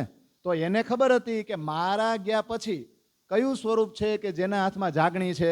તો મહેરાજ સિવાય કોઈ એવા સુંદર સાથ નહોતા જેના હાથમાં જાગણી હતી. આ એક જ સ્વરૂપ એવું હતું. એને વિશ્વાસ હતો પહેલેથી. તો એને જ યાદ કરે કે નહીં. 9 વર્ષની જુદાગી છે. વિક્રમ સંવત 1703 આરબ દેશ મોકલા હતા બસરા, અને ત્યાંથી આવ્યા પછી દર્શન થયા નથી. 2 વર્ષ નવતનપુરીમાં કાઢ્યા ને 2 વર્ષ ધ્રોલમાં કલાજી પાસે. એટલે 5 ઓલા 4 9 વર્ષની જુદાગી અને ઇન્દ્રાવતી સુંદરબાઈની યાદમાં રડી રહી છે. એટલે હવે મહેરાજને યાદ કરશે કે નહીં કરે? કોણ? દેવચંદ્રજી યાદ કરે ને. સુંદરબાઈને ઇન્દ્રાવતી યાદ આવે જ, કારણ કે પોતાના શરીર છોડવાનો સમય આવી ગયો. એટલે તરત જ કીધું કે મહેરાજને બોલાવો, મહેરાજને બોલાવો, મારે મહેરાજ હારે વાતું કરવી છે. તો સૌથી પહેલા ગયા વાલબાઈ, અને વાલબાઈએ મહેરાજને કીધું હાલો મહેરાજ તમને બોલાવી રહ્યા છે, તમને યાદ કરે છે. તો મહેરાજે કીધું કાંઈ વાંધો નહીં, જો આ વાળી વીટોળીને, મને વિચાર તો પહેલેથી આવી જ ગયો છે, આ વાળી વીટોળીને આ કામકાજ બીજાને સોંપીને તરત જ આવું છું. આ બાજુ છે ને દેવચંદ્રજીથી રહેવાતું નથી. અને તરત જ બિહારીજીને કીધું બિહારીજી તમે જાઓ અને જલ્દી જાઓ અને મહેરાજને અહીંયા લઈ આવો. પણ બિહારીજી પણ કેવા? મહેરાજને જઈને એમ કીધું કે મારા પિતાશ્રીની તબિયત, સદગુરુજીની તબિયત થોડી ખરાબ છે, એટલે અંબર કસ્તુરી એ ઔષધિ મંગાવી છે, ઔષધિ આપો ને. એટલે મહેરાજે અંબર કસ્તુરી તો આપી, પણ જો સદગુરુ પ્રત્યે એટલો પ્રેમ ન હોય, ખબર અંતર પૂછવાનું, એટલે અંબર કસ્તુરી આપીને કીધું કે તમે જલ્દી જાઓ, હું આ કામકાજ બધું પૂરું કરીને તમે જાઓ ને તો વાહો વાય હવાર પડે ને ત્યાં તો હું આવી જ જઈશ. આ થોડું ઘણું કામકાજ વીટોળવાનું બાકી છે ને બીજાને સોંપવાનું બાકી છે, તમે પોકશો ને તો પાછળ હું તરત જ પહોંચી જાય. હવે બિહારીજી આવીને આ સંદેશો આપ્યો ને તો દેવચંદ્રજીથી રહેવાતું નથી. અને તરત જ બિહારીજીને કે નહીં તમે પાછા જાઓ, પાછા તમે મહેરાજને કહો કે હું એને યાદ કરું છું અને જલ્દી એને બોલાવીને લાવો. અને બિહારીજી તો ગયા, પણ આ બાજુ જે સખીઓ ઊભી હોય ને પોતાના પલંગની પાસે, જે સુંદર સાથ, એને શું કીધું? કઈ ભાષામાં કે? સિંધી, જાટી, કઈ ભાષામાં? જેમાં હોય એમાં. કાં આપણે શું લાગે વળગે? અહીંયા બેઠો બેઠો ગુજરાતીમાં જ કહેવાનો છે. તરત જ એમ કીધું કે મારા કરોડો શરીર હોય, એક શરીરની અંદર કરોડો મસ્તક હોય, એક મસ્તકની અંદર કરોડો મુખ હોય, અને એવા એક મુખની અંદર કરોડો જીભ હોય. એ બધી જીભને ભેગી કરો ને એટલી બધી જીભને ભેગી કરીને હું મહેરાજ સાથે વાતું કરવા માંગુ છું, તમે એને જલ્દી બોલાવીને આવો. પણ બિહારીજી કેવા? આવીને કે હજી થોડુંક સદગુરુને પિતાશ્રીને છે ને થોડુંક વધારે દુખ્ય છે, તબિયત બહુ સારી નથી, એટલે થોડીક બીજી વધારે ઔષધિ મંગાવી છે, તો એ દવા આપો. પણ એમનું કીધું તમને જ યાદ કરે છે, તમને જ મળવા માંગે છે, તમે જ એની દવા છો, એવું કીધું નહીં. એટલે તરત જ બીજી દવા આપીને તરત કીધું હાલો હું હવે ઝડપથી જ આવું છું, થોડું જ વીટોળવાનું બાકી રહ્યું છે. અને આ બાજુ બિહારીજી આવ્યા ત્યાં તો દેવચંદ્રજી જોયું કે મહેરાજ તો હારે છે નહીં. એટલે મનમાં એક જ વાત અટકી, એક જ વાત ખટકા કરે કે મહેરાજને બોલાવો, મહેરાજને બોલાવો, મહેરાજને બોલાવો, મહેરાજને બોલાવો. બોલ્યા જ કરે. બિહારીજી તમે કેમ લઈને હતા? બિહારીજી કે હું પણ બોલ કર્યા કરો છો. તમે કીધું, તમે એને વારંવાર યાદ કરો છો. એ અમે જઈને એને કીધું તો ખરા, અને એ આવતા નથી તોય તમે એને વારંવાર યાદ કરો છો. ત્યારે દેવચંદ્રજી ત્યાં બોલે અને સુંદરબાઈ બોલે કે જલ્દી મહેરાજને બોલાય આવો, જલ્દી બોલાયો. 9 વર્ષની જુદાગીમાં ઇન્દ્રાવતી છે ને એ મારી જુદાગીમાં રડી રહી છે અને મારે ધામ જવું છે. હું 100 પગથિયા ચડું છું, દરવાજે પહોંચું છું, પણ દરવાજે ઊભી આડી ઊભી રહી ગઈ છે અને ચોધાર આંસુ એ રડી રહી છે ઇન્દ્રાવતી, અને હું અંદર જઈ શકતો નથી. એટલે મારે ઇન્દ્રાવતીને મળવું જ પડશે. એટલે વાણીમાં ચોપાય છે, બાઈજીએ ઘર ચલતે જાહેર કહે વચન, આડી ખડી ઇન્દ્રાવતી હે ઇનકે હાથ જાગન. બાઈજીએ ઘર ચલતે એટલે બાઈજી એટલે બાઈજુરાજ નો થાય. બાઈજી એટલે કોણ થાય? શ્યામાજી. જાહેરમાં વચન કીધા, બધા સુંદર સાથની સામે કીધા વચન. આડી ખડી ઇન્દ્રાવતી, ઇન્દ્રાવતી આડી ઊભી છે, એના હાથમાં જાગણી છે. એને મળ્યા વગર, એને આ બધું સોંપ્યા વગર મારો જીવ જાહે ને. પણ અહીંનો તો વહી જાય છે ને આપણો. યાદ કરી, પણ છોકરા આમ તેમ હોય, અમેરિકા હોય તો આવે. આપણે એમ કહીએ મારો જીવ જાહે નહીં, જલ્દી બોલાવો તમ તારે, ભલે કયા એરોપ્લેનમાં જેમાં આવે એમાં.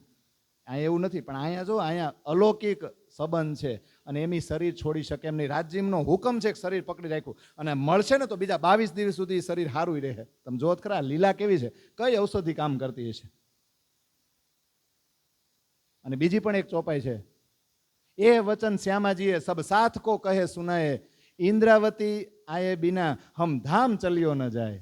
શ્યામાજીએ બધાય સુંદર સાથે વચન શું કીધું કે જ્યાં સુધી ઇન્દ્રાવતી નો આવે ને ત્યાં સુધી હું ધામમાં અંદર એન્ટ્રી કરી શકું એમ નથી. એટલે ઇન્દ્રાવતીને બોલો. અને આવા વચનો વાલબાઈએ જ્યારે સાંભળ્યા ને ત્યારે વાલબાઈનો ઓલો જે જૂનો ગુસ્સો હતો ને બધોય બાજુમાં. વિચિત્ર પાત્ર છે. આજના પ્રસંગમાં તમે જુઓ ક્યાંથી એણે શરૂઆત કરી. મહેરાજની ચિંતાય છે, મહેરાજને નજર કેદમાંય કરાવ્યા અને મહેરાજના પ્રણામ સ્વીકારે નહીં એટલે દેવચંદ્રજીને ધમકી આપી. અને અત્યારે દેવચંદ્રજી યાદ કરે છે તો સૌથી વધારે દુઃખ, સૌથી વધારે પીડા વાલબાઈને થઈ. અને વાલબાઈ તરત જ ઊભા પગે આમ ફટાફટ દોડીને ગયા કે મહેરાજ આમ વીટોળતા છે ને તો એ પોટલામાં છોડાવી દે. મૂકો આ બધું, મૂકો. તમને છે ને દેવચંદ્રજી યાદ કરે છે અને તમને બોલાવે છે. કોઈ અંબર કસ્તુરી કોઈ ઔષધિ જોતી નથી, તમને યાદ કરે છે અને એમ કહે છે કે તમે ત્યાં નહીં આવો ને તો એ ધામમાં પ્રવેશ કરી શકતા નથી. આવું જ્યારે કીધું ને ત્યારે મહેરાજે બધું ન્યાન મૂકી દીધું અને વાલબાઈને એમ કીધું કે આવું તો મને તમે કોઈ કીધું નહીં, આટલી વાર બોલાવા આવ્યા. વાલબાઈ એમ કીધું ને એટલી વાર બોલાવા આવ્યા તો તમે કેમ નથી આવતા? પણ કે તમે કોઈ મને આવું કીધું કે મને યાદ કરે છે અને શરીરનો ત્યાગ કરવો છે. તરત જ બધું ત્યાં છોડી દીધું અને ત્યાં 1-2 માણસો હાજર હતા ને એને આપી દીધું અને કહી દીધું આ તમારે જે કરવું હોય ને એ કરજો, હું પાછો આવવાનો નથી. હવે જુઓ, રાધા કે સખીઓ યાદ કરે ને કૃષ્ણ ન આવે એવું બને? અને તિથિ તો જુઓ આવી ગયા. વિક્રમ સંવત 1712 હતું ને શ્રાવણ વદ 8મ જ હતી. જેમ કાનુડો આવ્યો હતો ને પેલા ફેરામાં, ક્યાં આવ્યો હતો? આમ કરું છું, પેલા ફેરામાં નહોતા આવ્યા, આપણી પેલા આવી ગયા હતા કે નહીં? અહીંયા યાદ કરે છે ને શ્રાવણ વદ 8મની જ એ તિથિ. અને મહેરાજ જેમ કૃષ્ણ આવે ને રાધા પાસે એમ મહેરાજ આવી ગયા. કોની પાસે? દેવચંદ્રજી પાસે. યાદ કરતા હતા ને બરાબર આવી ગયા. અને ઘણા એમ કહે છે કે જેવા આવ્યા ને તો દેવચંદ્રજીને પહેલેથી વિશ્વાસ જ છે કે આના હાથમાં જાગણી છે, પણ 69 પત્ર અહીંથી પણ નીકળ્યા. ઘણા એવું કહે છે કે હા આને હવે જવાબદારી સોંપવાનો ટાઈમ આવી ગયો છે. તો આ રીતે આવ્યા અને દૂરથી તો પલંગ ઉપર સૂતા છે ને દૂરથી મહેરાજે પ્રણામ કર્યા ને તો હજી ઓળખતા નથી હો, પણ આમ દૂરથી આમ પ્રણામ કર્યા ને તો દેવચંદ્રજી કે કોણ? તા તો મહેરાજે નજીક જઈને એ તો મહેરાજ છું, મહેરાજની આત્મ તમને પ્રણામ કરે છે. તા તો એને એવો આનંદ થયો, એવો હરખ થયો કે પલંગ ઉપરથી સફાળા બેઠા થઈ ગયા. અને હવે જે 22 દિવસ સુધી જે ચર્ચા કરશે મહેરાજ સાથે ને 22મા દિવસની રાત્રિએ જે સંદેશો આપશે બિહારીજીને ને મહેરાજને બેયને, એ જે પ્રસંગ છે પછી એમનું અંતર્ધ્યાન થશે ને પછી એની પુણ્યતિથિ આવે ને પછી ક્યાં પોગી જાય લે અપસામાં ને. એ બધી જે ચર્ચા છે એ આપણે આવતીકાલે એટલે લેશું. અત્યારનું લઈ હગત 22 દિવસની પણ એમાંય છે ને થોડુંક રહસ્ય છે ને એમાંય મારે છે ને પ્રકાશ ગ્રંથની પ્રકાશ ગુજરાતી ગ્રંથની અમુક ચોપાયું લેવી છે એક્સ્ટ્રા, જે અત્યાર સુધી ક્યારેય વિતકમાં લીધી નથી. કે હું કામ એક સ્વરૂપને અદ્રશ્ય થવું પડ્યું? કારણ કે હવે વાણીનું અવતરણ કરવું પડે એમ છે, ચમત્કારિક લીલાથી કોઈ જાગે નહીં. એટલે એ રહસ્ય થોડુંક લેવું છે ને, એટલે થોડુંક ઊંડું થશે. એટલે એ બધી ચર્ચા આપણે આવતીકાલે કરીશું. બોલો શ્રી પ્રાણનાથ પ્યારે કી. અંગુત કંઠા મોહે કરના એ સતવાણી લેવું જો ઇनको इन सार में सो में निर्णय ए सुख देवू तो में अंगना जब ए सुख अंग में तब छूट जाए आव्यो आनंद से अक्षरातीत मोहे दिल में ऐसा ए जो खेल देखा तो क्या देखी हम जो इनको न करे अब अक्षर के पार में केवू क्या तम कागड़ियों न जोता ओलू रटण कराई दीधुं ने पाछळ पाछळ बोल्યું જ જવાનું કા. अब अक्षर के पार में सकल आउद प्रेम की सेन्या कंठ अक्षरा अब बानी निज स्वरूप की सब संयोग को पीछे अक्षर. હવે તમારે એકબીજાને પૂછવાનું છે. આ બાજુ વાળાને ભરોસ કા પૂછો. ઓધવજીભાઈ કે મારે પછી કહેવાનું છે. હા તો બાકી બધા બોલો. એમ નહીં, તમે બધા એકારે બોલો નહીં.